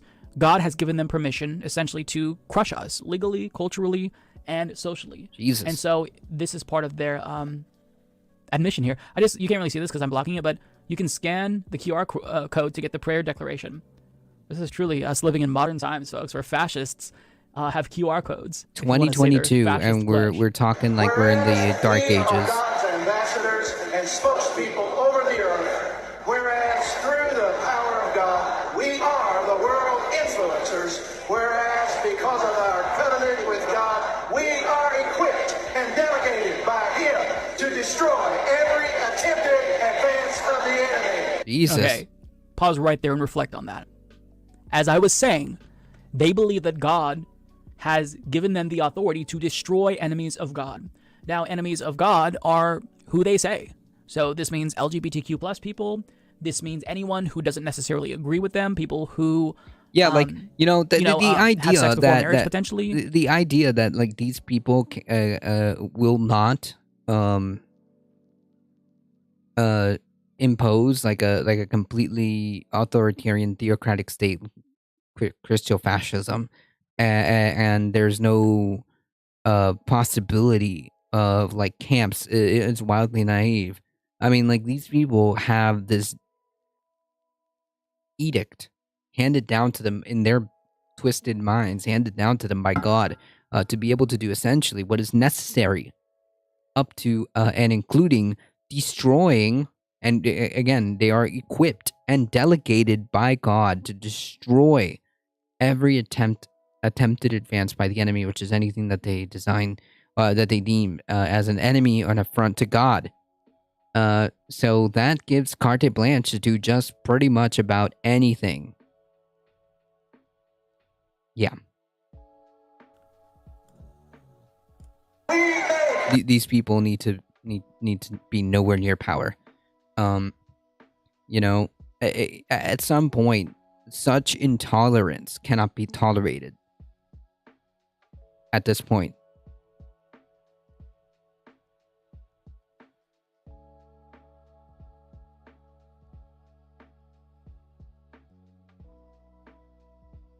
If you believe that the congregation should elect or choose their own clergy, you better believe that that's not standing in the new order. No state church has ever allowed this. The government will not accept a church in which the clergy is not appointed by that government. You want an atheist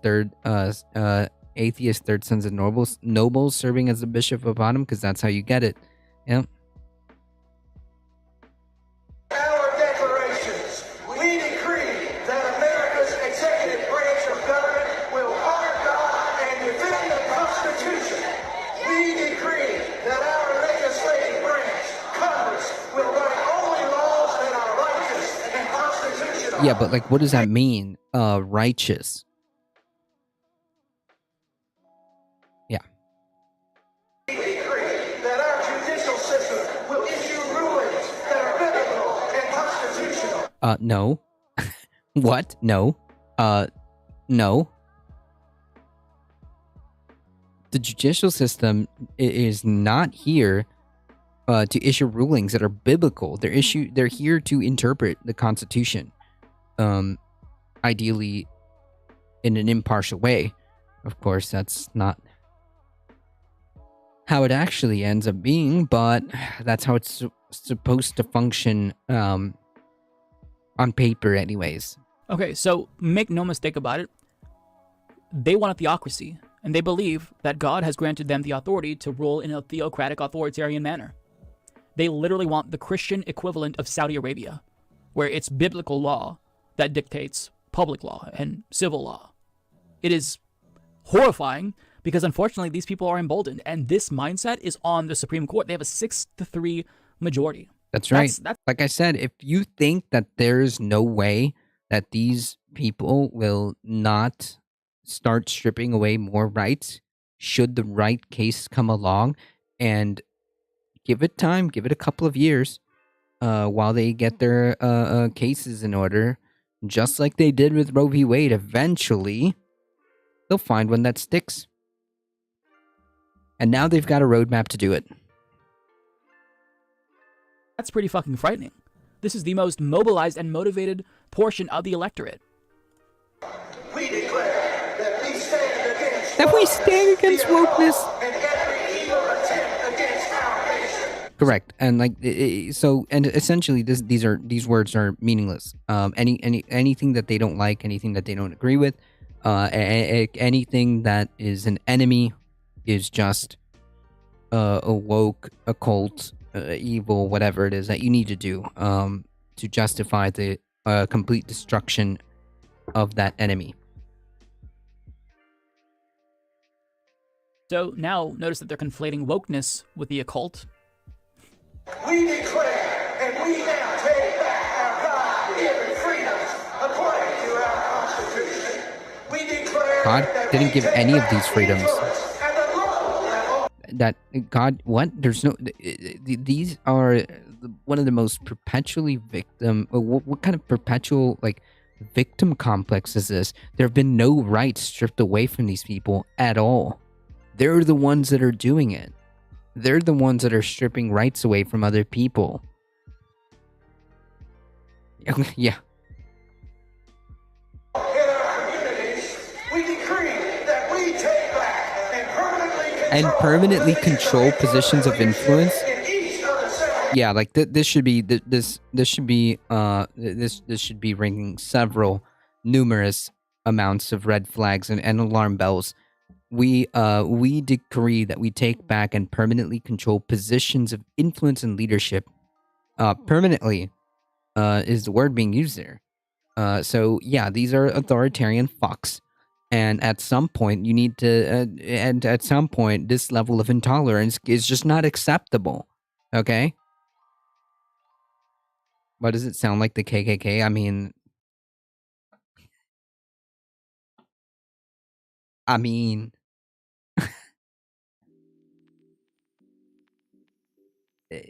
yeah, these people are authoritarian fucks, and they belong nowhere near an ounce of power. And the fact that they are gaining steam, the fact that we've got elected members of Congress like Lauren Boebert, the fact that we've got a Supreme Court that seems to, at least, if you want to be as generous as possible, at least pays at least is sympathetic to these people. We've got a problem. We've got a problem, and such levels of intolerance at some point just cannot be tolerated. Enough. Now, just to give you some context, the Seven Mountains is a reference to like different control points, I believe, of society. One of those seven mountains is the government. So in order to reclaim God's kingdom, you've got to control all seven mountains. Government is one of the seven mountains. I don't know what the other ones are, but I know that government is one of them, and that's what they're really, really fixated on. So this is a cult. You hear them all chanting in unison, like, this is cult shit. Yeah, it is a death cult, and it's going to literally cause a lot of harm should this continue. No, this needs to be stopped. When does opposition become treason? Oh yeah, 100%. Like, they're already saying that they have carte blanche to do whatever they need to do against any enemies, and the enemies have been labeled. The enemies are clear. It's woke, whatever they perceive as woke, which is broad enough and vague enough to essentially say, well, people I don't like. The occult, which is rich. Yeah, anything that's deemed an enemy should be destroyed. Not just a cult that's contained to their own little community. This is a cult that wants to force all of us to abide by their cult. Forcefully, by violent means if necessary. That's literally right. What they want. That's literally what they believe God has granted them the authority to do. So if you don't agree, too fucking bad. Okay, Joe Spinner has the seven mountains: education, religion, family, business. Number 5 is government and military. 6 is the arts and entertainment. 7 is media. So these are the 7 mountains. Jesus Christ, this is like the same, this is like the verbatim of how authoritarian governments are established. In fact, the majority of these are tenets of fascism. What? At what point is a democratic society forced to protect themselves? I'm just saying, at some point, the level of intolerance just cannot be tolerated at some point. Because, like, you know, these people have been given essentially freedom. And now they've crossed the line. They've crossed the line the moment they decided that they were going to engage in a 50-year project to strip away bodily autonomy for people. And they're not going to stop. So at some point, like I said, we just cannot tolerate this. At some point, we just cannot tolerate this. The moment these people continue to go down this path and continue to advocate for the stripping of rights, for the kneecapping and complete destruction of democratic norms. I mean... And so, take back, permanently control. Now, if you say we're going to take back and permanently control, the implication of that is control by authoritarian means. to permanently control means you don't allow for pluralism. You don't allow for democracy. You don't allow for oppositional voices. You just rule by definition by God's authority. No need to have an election because God already voted. God voted for you, crazy people. We decree that the blood of Jesus. It protects and separates us from God. We declare that our nation is interdependent. We declare that America is strong spiritually, financially. I just got to point out that it's like a theocratic pledge, but at the same time, they sprinkle in right-wing talking points. Like, we declare that America is energy independent and wokeness and the occult must be defeated. Right. Like, what? This is wild. This is wild, and this is a problem. It's so strange and unhinged.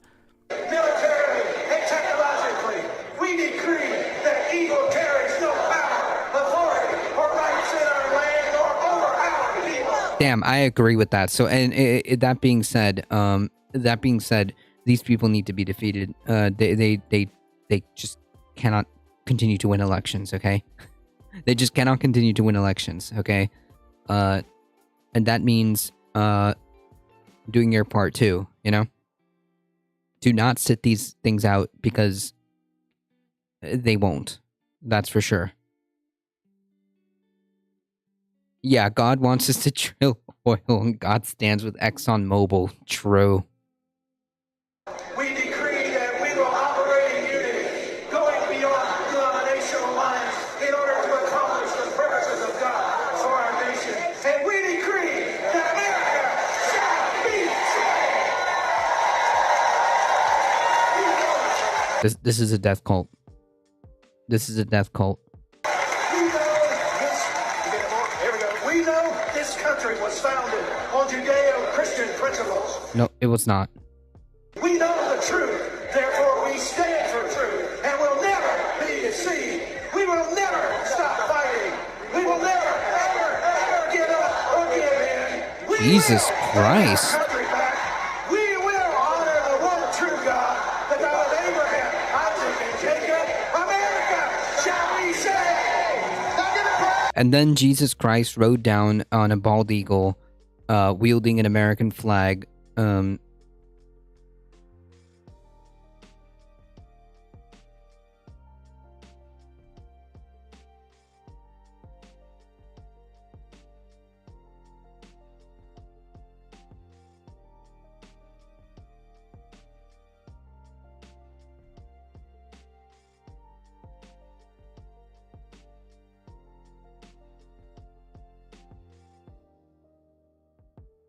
That sounded like it should have been followed by a loud yeah. Yeah. That's the only thing missing from that video clip there.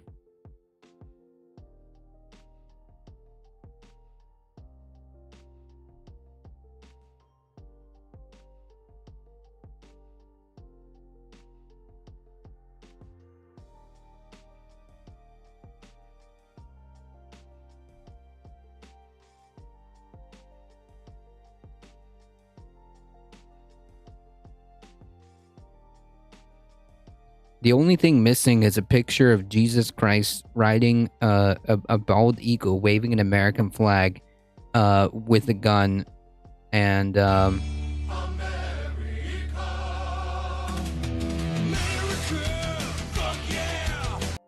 yeah.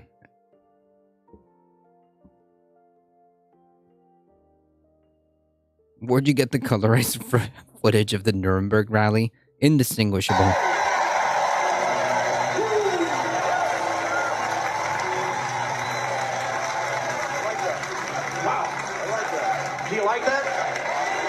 I don't. Yeah, and then the chants of, like, USA. Oh my god, that's so creepy and dystopic. That is so creepy and dystopic. That's dystopian. Thank so if you. you're feeling black-pilled after watching... Thank you. Look, not pre-watched, okay? Not pre-watched. I didn't pre-watch that. Just know that the reason why they're doing that is because of this.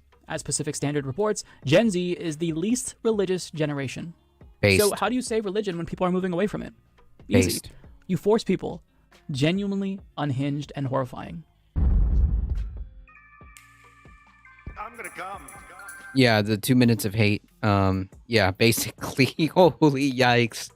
Oh man, for the people that like cry about like the leftists will rejoin 1984 and like proceeds to do like every accusation with these people is always a confession, right? Oh man, never fails. Never fails. The radical left is literally 1984 as they proceed to literally do 1984. Literally the what is it? The 2 minutes of hate that they're forced to do.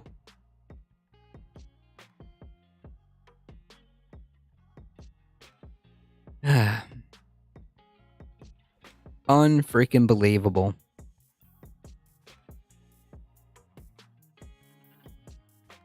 Unbelievable.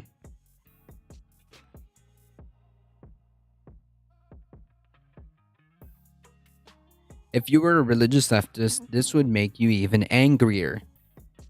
Yeah, I guess. I mean, like, I don't know. I'm not like a religious person, but if I was, it would make me question why I believe the things that I do. If this thought process can be twisted, it is so much that, even though I'm not like that, it would just kind of like make me think about like why, where did this go wrong, and why like am I even in this?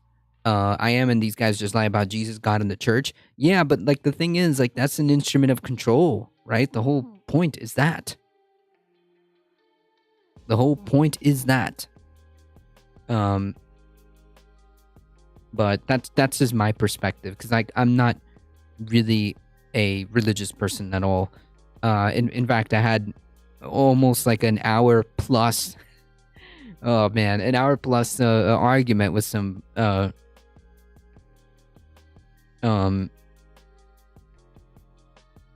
what seemed to be like indistinguishable from Christian fundamentalists, but like on the Islamic side, and like they just couldn't convince me. They just couldn't convince me. Yeah, rich people literally all go to hell. What's the saying?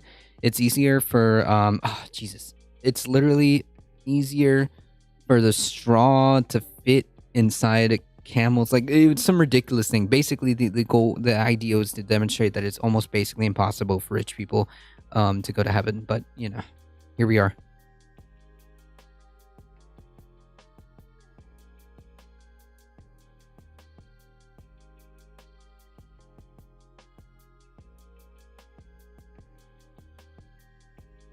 Yeah, it's easier for a camel to pass through the eye of a needle than for a rich person to go to heaven or something like that. Yeah. Obviously, the goal is to illustrate just how tough it would be for a rich person, to go to heaven. The point being is that, well, the only way you're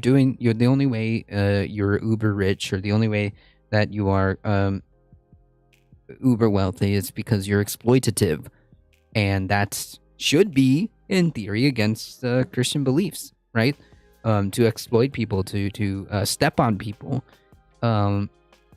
for your own personal benefit and greed. Yeah, that's supposedly a big no-no in Christianity, but, you know. Supply side Jesus tells me a different story.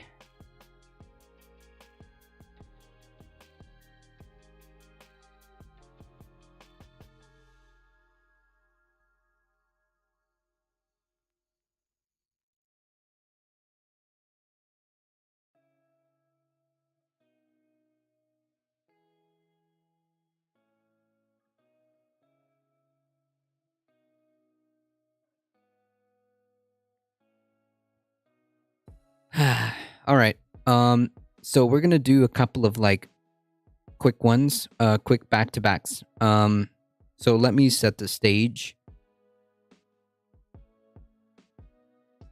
The exploitation of others is always wrong. Yeah, it's wrong because it's wrong. Tautologically, it's wrong because the exploitation of people is just wrong. It's immoral. It's not good. Okay, if you are wealth, and because that's the only way people like Jeff Bezos exist, or people like Bill Gates or whatever, Walmart, the only way that happens is if you do exploit people and you do take advantage for the sake of greed. That's the only way things like Walmart and Amazon and stuff like that exist. So they're just wrong. It's just wrong to do that. Yeah, good Christians can't be landlords. Shouldn't be. Because it's wrong to dangle housing over somebody's head and see, well, if you can't pay for it, I mean, I guess you're effed, right? Like, it's incompatible with the idea, right? Anyways.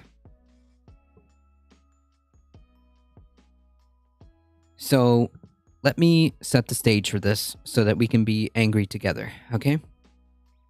More than 100 million, just under a third, I would say, just under a third of the US faces excessive warning or heat advisories as dangerous heat continues. Heat alerts that cover more than 20 states, so just under half the country, and tomorrow across southern plains and parts of the Northeast, and temperatures will soar above the century mark, above 100, for 60 million people across the next week. While a similar heat wave is bringing all-time record temperatures in Western Europe. Dangerous heat will continue to impact a large portion of the US this week, with now more than 100 million people under excessive heat warnings or heat advisories. Between today and Wednesday, nearly 40 high-temperature records are at risk of breaking. Also, Thursday morning, over 90 more minimum temperature records could fall. So I think it's safe to say that, hey, this ain't right and this ain't normal. This is all exacerbated by climate change, obviously. And this is going to continue this cycle. There's heat, drought fuels the heat, so on and so forth. Yeah, this is not good. To say the least. This is the beginning stages. This is nothing. This is nothing compared to what's coming. Should we continue down this path? It means just under 1/3 of the US population is under heat advisories and excessive heat warnings today and tomorrow, and more than 80% of the population, about 265, will see a high above 90 degrees over the next 7 days. This is not good. This is not good. This is a clear indication that something is unbelievably wrong. The same thing goes with the massive heat waves that are happening in Europe too. The highest temperatures pushing well into the triple digits once again be centered over the southern plains. More than 24 record highs are possible today and tomorrow for the southern U.S., including Texas, Oklahoma, New Mexico, and the East Coast is about to get into the mix as well. Parts of the Northeast will have temperatures nearing daily records Wednesday and Thursday. Heat advisories are now in effect for Wednesday for portions of the Northeast, including I-95 corridor from Philadelphia to Boston, where heat index values are forecasted to reach nearly 100 degrees. Yeah. It's 93 where I am, so not too bad. Imagine that's the not too bad section end of it. Sheesh. That is very hot, Echo Wrestle Dragon. That's like everyday norm for South Florida. But okay, so I think I've illustrated the picture, right? It's pretty effed. And obviously this has other ramifications. People die. It's also problematic when it comes to water, and growing crops, so on and so forth. There's a myriad of different problems that comes with this. 2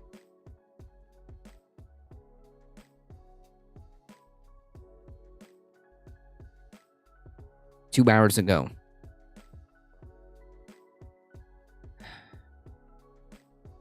Biden holds off on climate emergency declaration. Sorry, folks. Records after records after records keep breaking. We have an unprecedented, incidents, weather incidents, unprecedented heat waves, record temperature temperature records being broken back to back. Quite frequently, we've got and hurricane season hasn't even kicked in fully. So never mind that. We are losing our ability to obtain drinking water to the tune of tens of millions of people. Crops are failing, and President Joe Biden is just telling us, you know what? I mean, listen, Jack. Listen, Jack. I thought about it. Okay, I thought about it. I see it. I hear you. And I understand that there is a myriad of catastrophic events that are happening when it comes to the planet.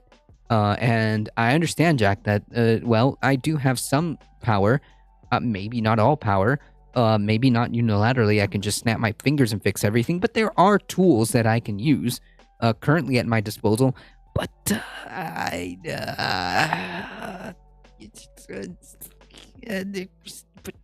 you know,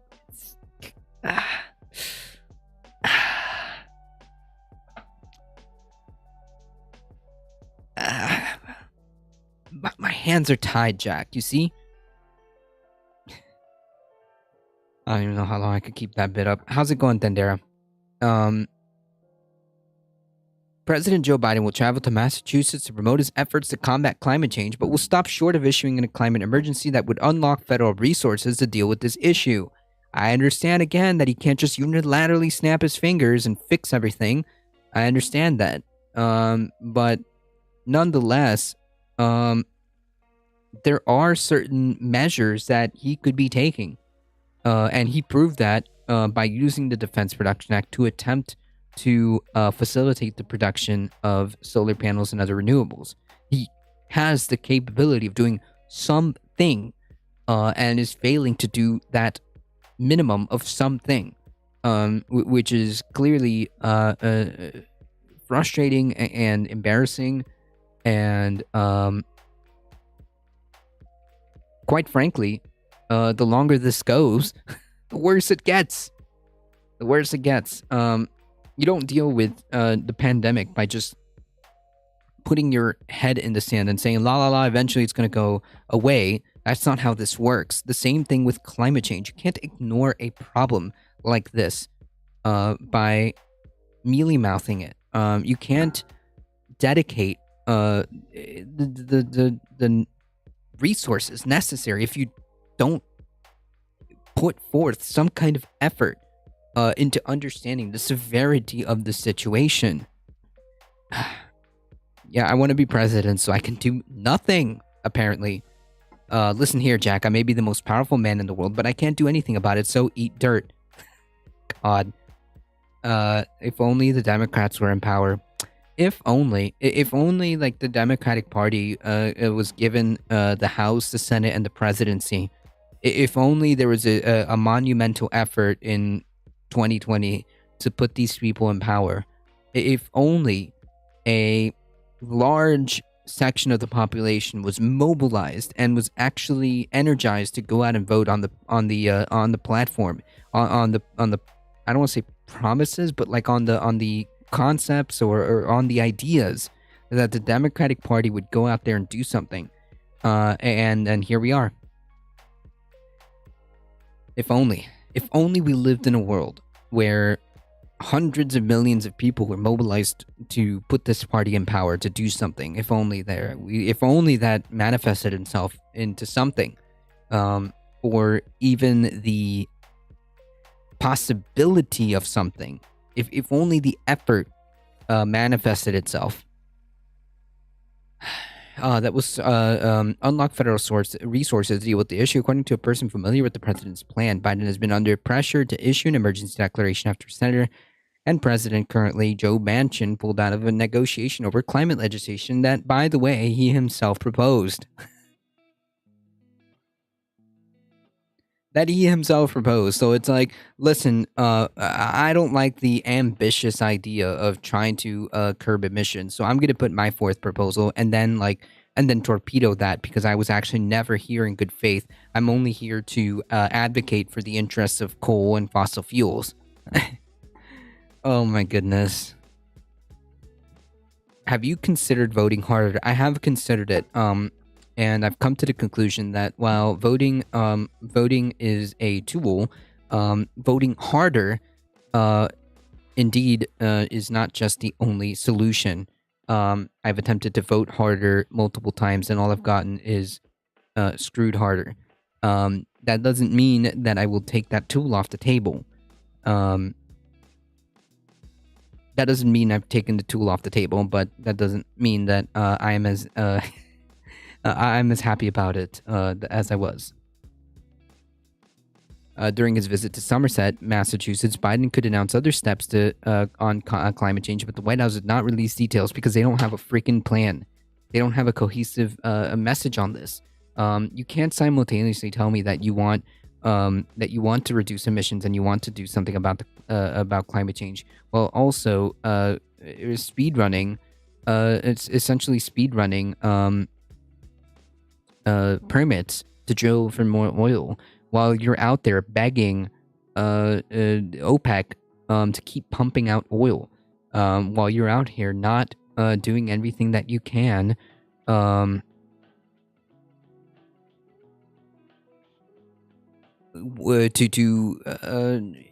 incentivize renewable energy, instead of focusing all this wasted resources on a dying industry anyways. But if they had a filibuster-proof majority, then it would be fine, right?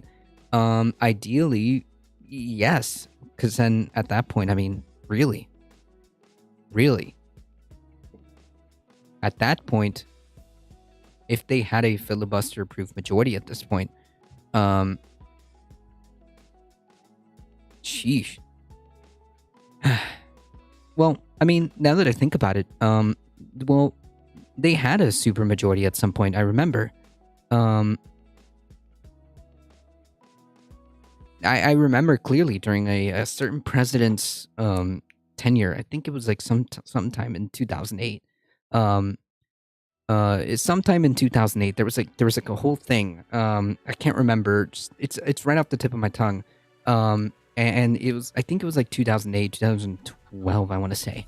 And they managed to mess that up. They managed to have a super majority, and they managed to do just about fuck all with it. But nonetheless, my point being is, yeah, I don't think that single-handedly thinking that you are going to depend on a political party to save you. I think that's naive. I think that that's not the complete solution to anything, and to think otherwise is naive. Yeah, just 2 more senators. We can do this. We just need 2 more senators, and then 2 more, and then 2 more, and then 2 more, and then I don't know. Insert next excuse here. We need a strong Republican Party. Nancy Pelosi. I don't know. If there's a way to mess it up, I'm sure the Democratic Party will find a way to fumble it. I'm joking. They did under Obama. Yeah. That's that. I'm playing off that riff.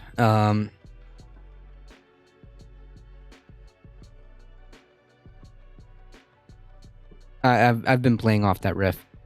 Instead of guaranteeing anyone rights, they made everybody buy insurance for a for-profit industry. Right, when they absolutely had the capacity to do so. It was like the one small sliver of time frame that they had. And they managed to just tell everybody to get effed. Amazing. We're effed as long as there's a Senate. Yeah, I think that the Senate is fundamentally broken as long as this continues. One solution could be to incorporate the Senate as part of the House of Representatives, but I don't know. I don't even know if there's a way out of that one. A part of most people have heard me do my spiel, but maybe you haven't made the deep dish keep you, since you're like kind of semi-new to the community. But everyone's heard, or people who have been long enough here have heard my spiel about what constitutes a functioning democracy, and it relies on 3 things. It relies on strong institutions. What I mean by that is institutions that function as is, or as they are supposed to. If you have an institution that is broken, then your democracy is pretty much effed. Look at the Supreme Court as an example. Look at the Senate as an example. These are institutions that were supposed to have a specific role, allegedly, and it's just not doing that. The Electoral College would be an example. It is, by definition, undemocratic because it's not even functioning the way it's supposed to be, regardless of just taking aside the fact that it's just democracy with extra steps, which is inherently undemocratic by itself, it just doesn't even do what it's supposed to be doing. The same thing goes for the Senate, and the same thing goes for the Supreme Court. It's broken, and if you don't have functioning institutions, or institutions that function as is, or as supposed to, or as they are supposed to, then your democracy is in danger of being broken. Inclusivity. That means people need to participate. Unfortunately, that is also a problem, because if you have a duopoly, essentially, you have a system that inherently, by its own nature, creates on purpose apathy, because you feel like your voice doesn't matter. And, well, there's a reason for that. The more people are apathetic, the better it is. For these large special interests like corporations and whatnot, apathy is a problem. So, yes, strong institutions, inclusivity, and transparency. We need to know what the heck is going on.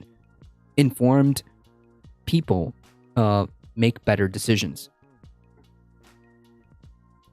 So those are the three main pillars that would help in creating a more functioning, healthy democracy. You need strong institutions that work and function. You need inclusivity, meaning people need to participate. And you need transparency.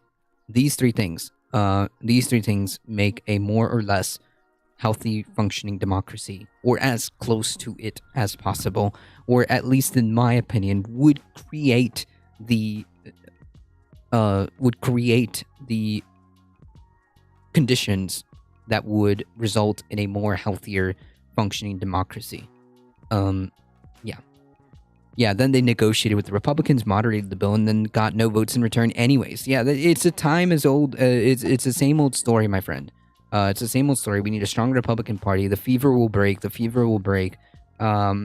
Don't worry, they won't do that, and then they end up doing that, and then they continue to think that there's a possibility, or that there's a universe in which they could actually work with these people, when in reality it's not happening. It's not going to happen. Republicans are only interested in one thing and one thing alone, and that's power. Okay? Republicans are only interested in one thing and one thing alone, and that's sole power. Sole consolidated centralized power. They are authoritarian fucks, and will do anything and everything to get where they need to go. Minority rule, so be it. So be it. If the process needs to be undemocratic, or they need to subvert democratic norms, or need to throw out any type of democratic institutions, they will do so. Okay, they will do so. Up to and including, as we saw in the 2020 elections, trying to shoehorn fake electors. Okay, they're not interested in democracy or anything like that. They're interested in centralized power. Republicans shouldn't be really necessarily worked with at this point in time. They need to be defeated by as much as humanly possible, in wherever ways possible. They need to be defeated. I would rather set up a scenario, or I would rather set up conditions where our opposition is the Democratic Party. Okay, that is an ideal scenario in terms of like the electoralism aspect of it. I want a scenario where I have to fight the Democratic Party. Okay, because the Republican Party is untenable at this point. The institutions are built to be anti-democratic. These institutions are built to be anti-democratic measures that have had duct tape into democratic institutions. We decided that they were undemocratic, and we decided that that wasn't okay. We need to abolish the college. I agree with that. I agree with that 100%. There's no need to have the electoral college at this point.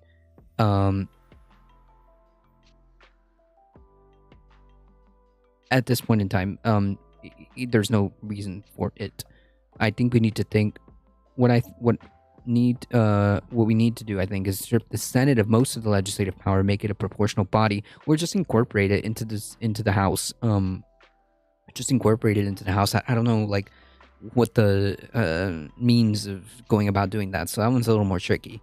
And we need to eradicate undemocratic institutions. I agree. Yeah, I agree. Because, like, if these institutions aren't functioning as is or as necessary, or in the Democratic faction.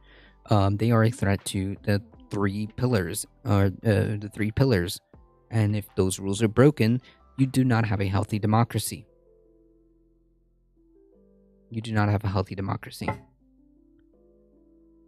Anyways, the president has been trying to signal to Democratic voters that he's aggressively tackling global warming at a time when some of his supporters have despaired about lack of progress.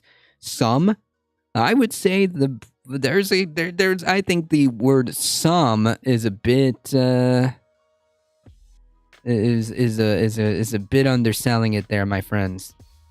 Have despaired about the lack of progress. He has pledged to move forward on his own in the absence of congressional action. The person familiar with the Biden intention to hold off on making an emergency declaration spoke on the condition of anonymity because they're not authorized to discuss the plans publicly. It's not clear whether an emergency declaration remains under consideration. Yeah.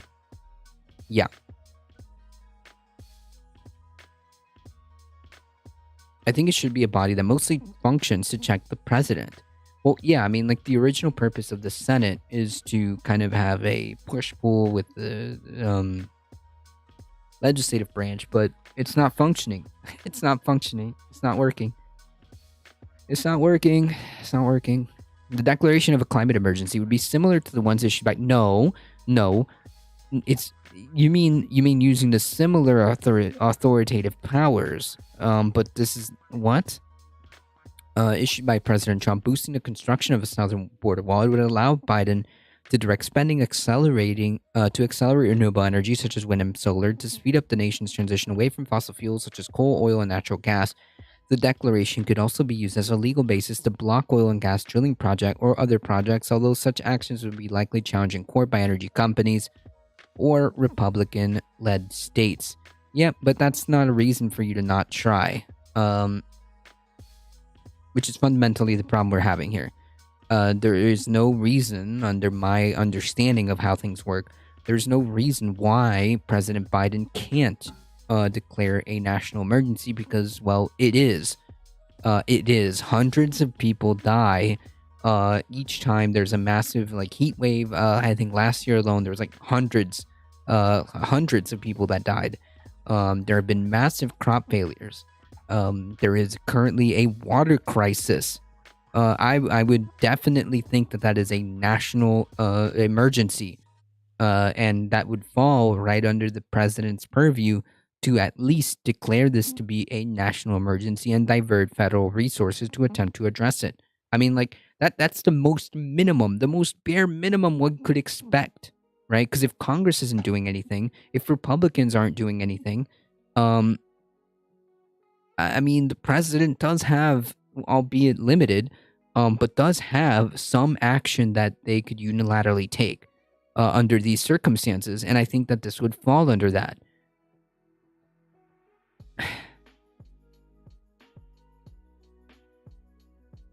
But he doesn't. Until I see it. No help is coming.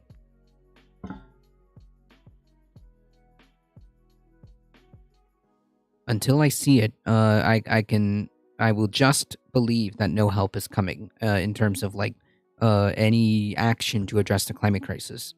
Until there's a literal declaration signed and until there's some sense of urgency, I don't believe that President Biden is interested or has the sense of urgency that is necessary to address this problem. Period.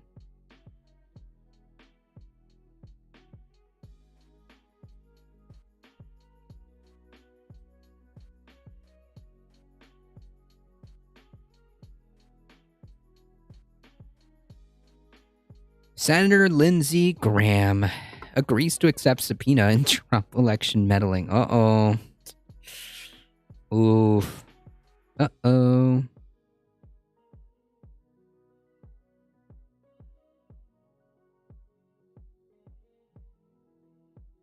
Senator Lindsey Graham agreed Tuesday to accept service of a subpoena for his testimony under before a Georgia grand jury investigating a possible criminal meddling in the 2020 election by then President Trump. Ooh. But Graham still retains he has a right to challenge the legality of the subpoena a court filing showed. The Atlanta-based grand jury is seeking evidence related to efforts by Trump and others to get Georgia officials to overturn the election won there by President Biden. Graham's agreement to accept the subpoena will likely will streamline his dispute with the Fulton County District Attorney over the demand for his testimony. As Tuesday afternoon about the development, Graham told NBC that Fulton County hasn't even tried to subpoena me. I just want to get it done. Yeah. Uh-oh. The Republican lawmaker, one of Trump's closest confidants in the Senate, had asked a federal judge in South Carolina to quash the subpoena, but Willis, in a court filing on Monday, told the judge that Graham's challenge was both too early and not filed in the right court. She said the fact that Graham had not yet been served with a subpoena made any motion to quash it premature and that he might not be served in South Carolina. On Tuesday, attorneys for both parties told judge that Willis and Graham have reached an agreement to withdraw a process and proceeding pending before the South Carolina District Court. Yeah, this is in Georgia, though.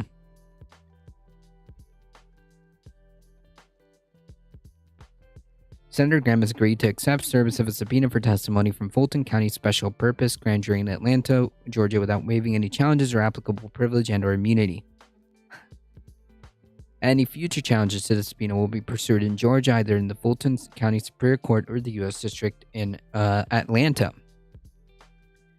The subpoena issued to Graham said that he made at least 2 calls to Georgia Secretary of Raffensperger and his staff asking about re-examination of certain, quote, absentee ballots cast in Georgia in order to explore the possibility of a more favorable outcome for former President Trump. Yeah, this looks like election meddling to me. Yeah, this looks like a huge no-no on the surface of it. In my opinion, this looks like allegedly a attempt to meddle with the election. And that's a huge no-no. Graham is not the only lawmaker embroiled in the Georgia election probe. Representative Jody Hice on Monday asked the Atlanta federal court to quash the subpoena for his testimony that was issued last month. Ooh. Rudy Giuliani, Trump's former personal lawyer and the ex-mayor of New York, was also subpoenaed as part of the probe. So was the lawyer John Eastman, who drafted plans for then Vice President Mike Pence to reject key electoral votes for Biden. Eastman argued that after the 2020 election, Georgia officials had a duty to replace the Democratic presidential electors, citing fraud. Of course, no evidence materialized to justify this.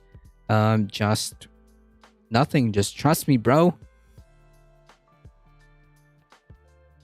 Again, proof that the Republican Party fundamentally is just incompatible with democracy.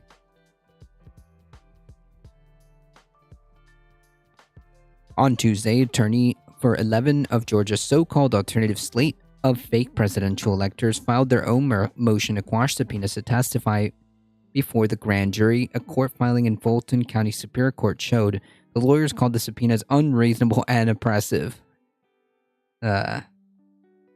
This perpetual sense of victimhood is just wild to me. No. It just seems like another case of every time these people make a accusation, it just ends up being a confession. We'll see, and we'll continue to follow this story as it involves basically a Republican Party scheme to attempt to shoehorn electors. Again, the Republican Party. What else can I say? I mean, like, there's absolutely no reason why these people belong anywhere near power, and they must be defeated and removed from power. Team effort. There's no I in treason, but there is an I in insurrection.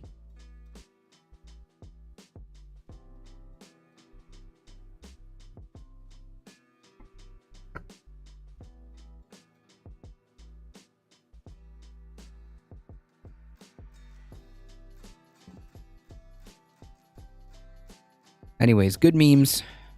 Just casually, a political party trying to subvert the will of the people, the democratic process.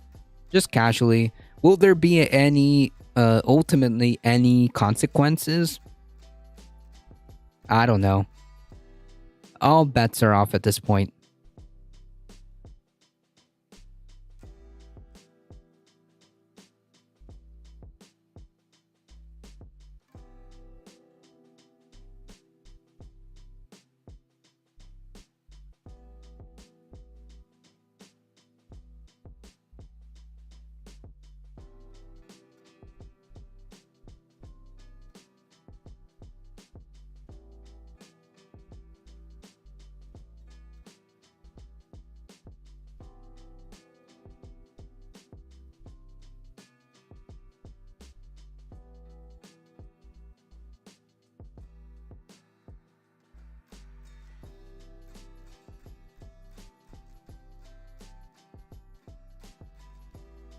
Breaking news.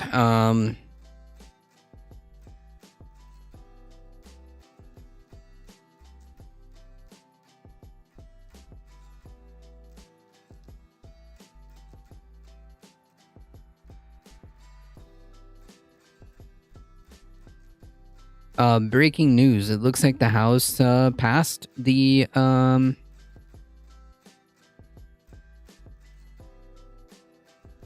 resolution to codify same-sex marriage.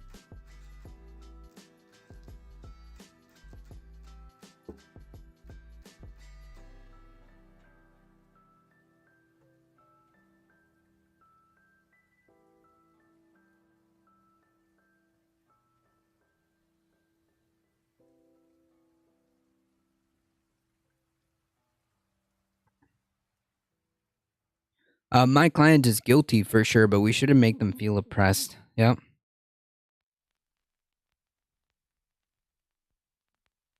Yes, but now it's going to the Senate where we can expect that, of course, Republicans are not going to be Republicans respecting the right to same-sex marriage. No way.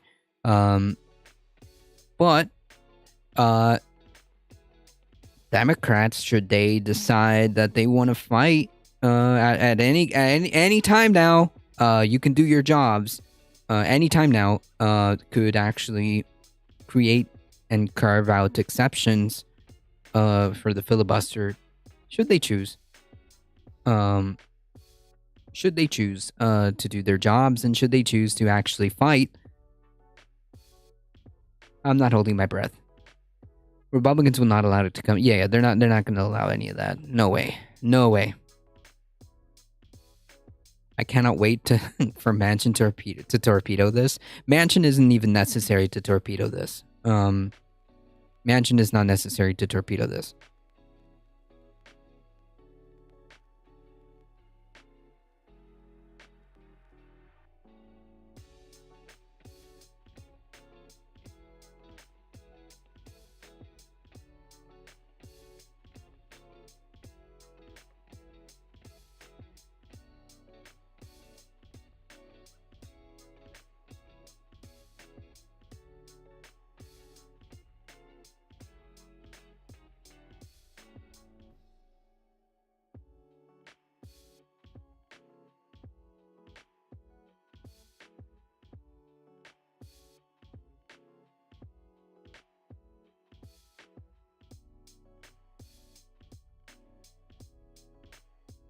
Yeah, Joe Manchin is not necessary to torpedo this.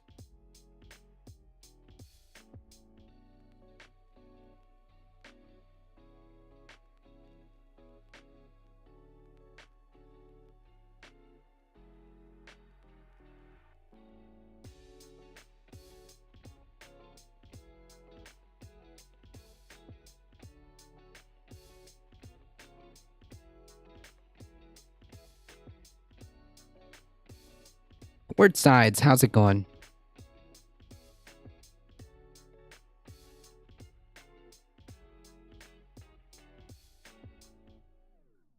You came in at a perfect time to listen to the breaking news. The Democratic House has decided that they are going to attempt to codify the right to gay marriage and just right to be able to live their lives. On that same token, we'll see what the Senate does. We'll see if Democrats actually want to do something.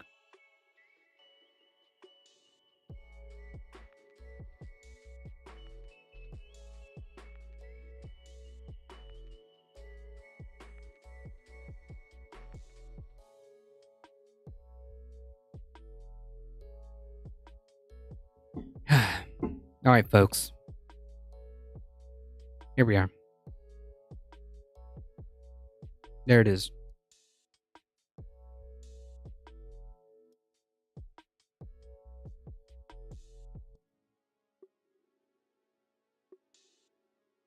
A Respect for Marriage Act in a vote of 267 to 157.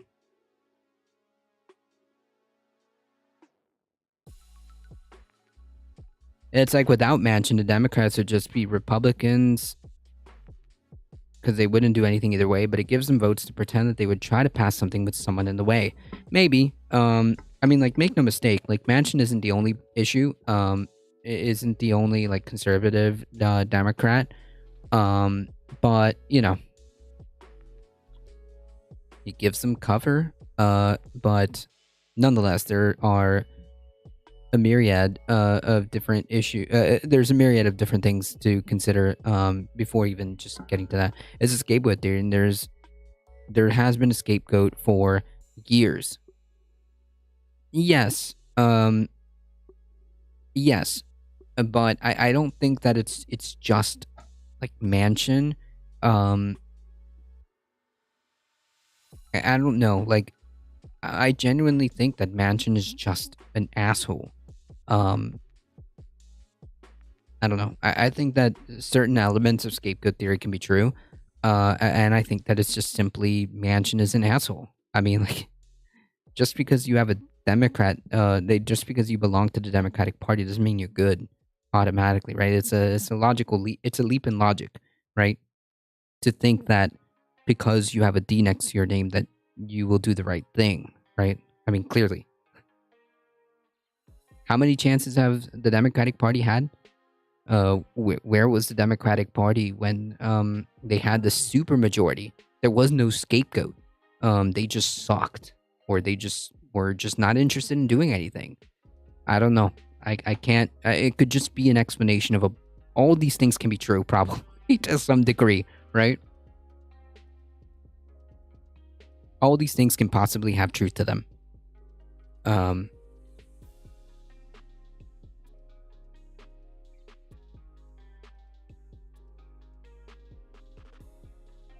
During Obama, there was a scapegoat. I just can't remember the name. Harry Reid, you're thinking? But they had super majority. There was no excuses, right? I think Harry Reid is the name you're thinking about. I believe so.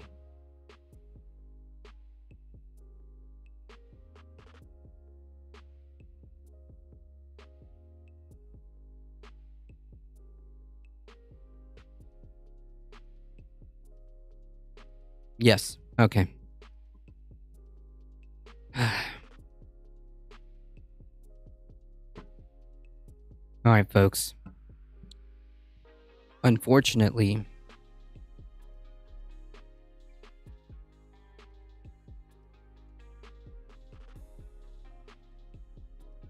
I do have to get going.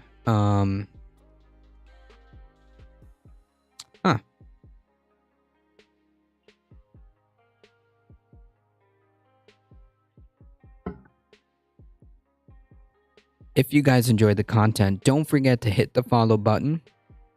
Don't forget to head on over to the YouTube and hit the subscribe button. I see a couple of you folks have hit the subscribe button. I really appreciate it. Spread the word far and wide that this is the chillest place to be for news and politics, Monday through Thursday, 5 p.m. Eastern Time. Join us for Saturday Catterdays about noon Eastern Time. I would probably say keep a close eye on the Discord, because we do updates. So in case we have an issue or we have to move it to Sunday for like a Sunday fun day kind of deal, at least we'll have that option.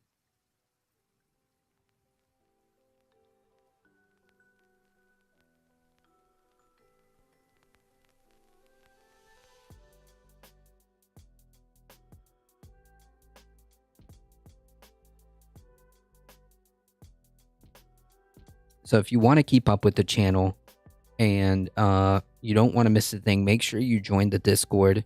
Make sure you head on over to the YouTube and hit the subscribe button. And if you have the Bird app, just make sure you follow us on the Twitter too, as well.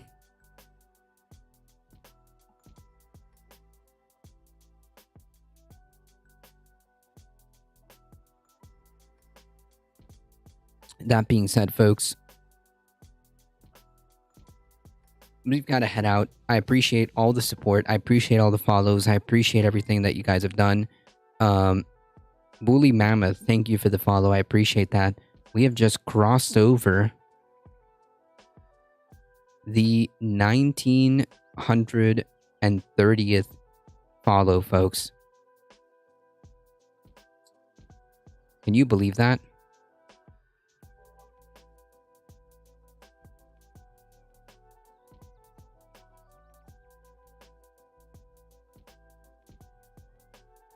$1,930 follows. I appreciate that, folks. It really does help us out. Keep it up. You guys are what makes this channel grow. Thank you so much. I appreciate it. Sorry my voice is not as is not up to snuff as normal. It's been a rough one. Folks, please stay safe. Please take care of each other.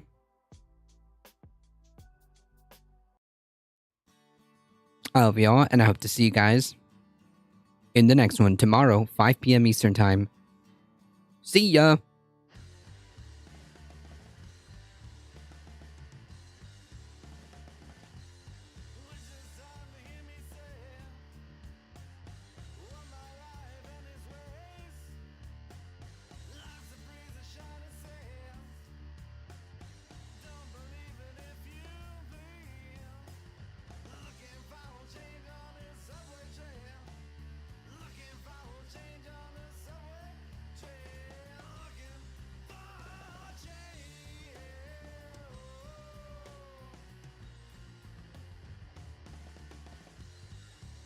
Let's go show some love to Hilda Beast, Twitch's hardest working mod.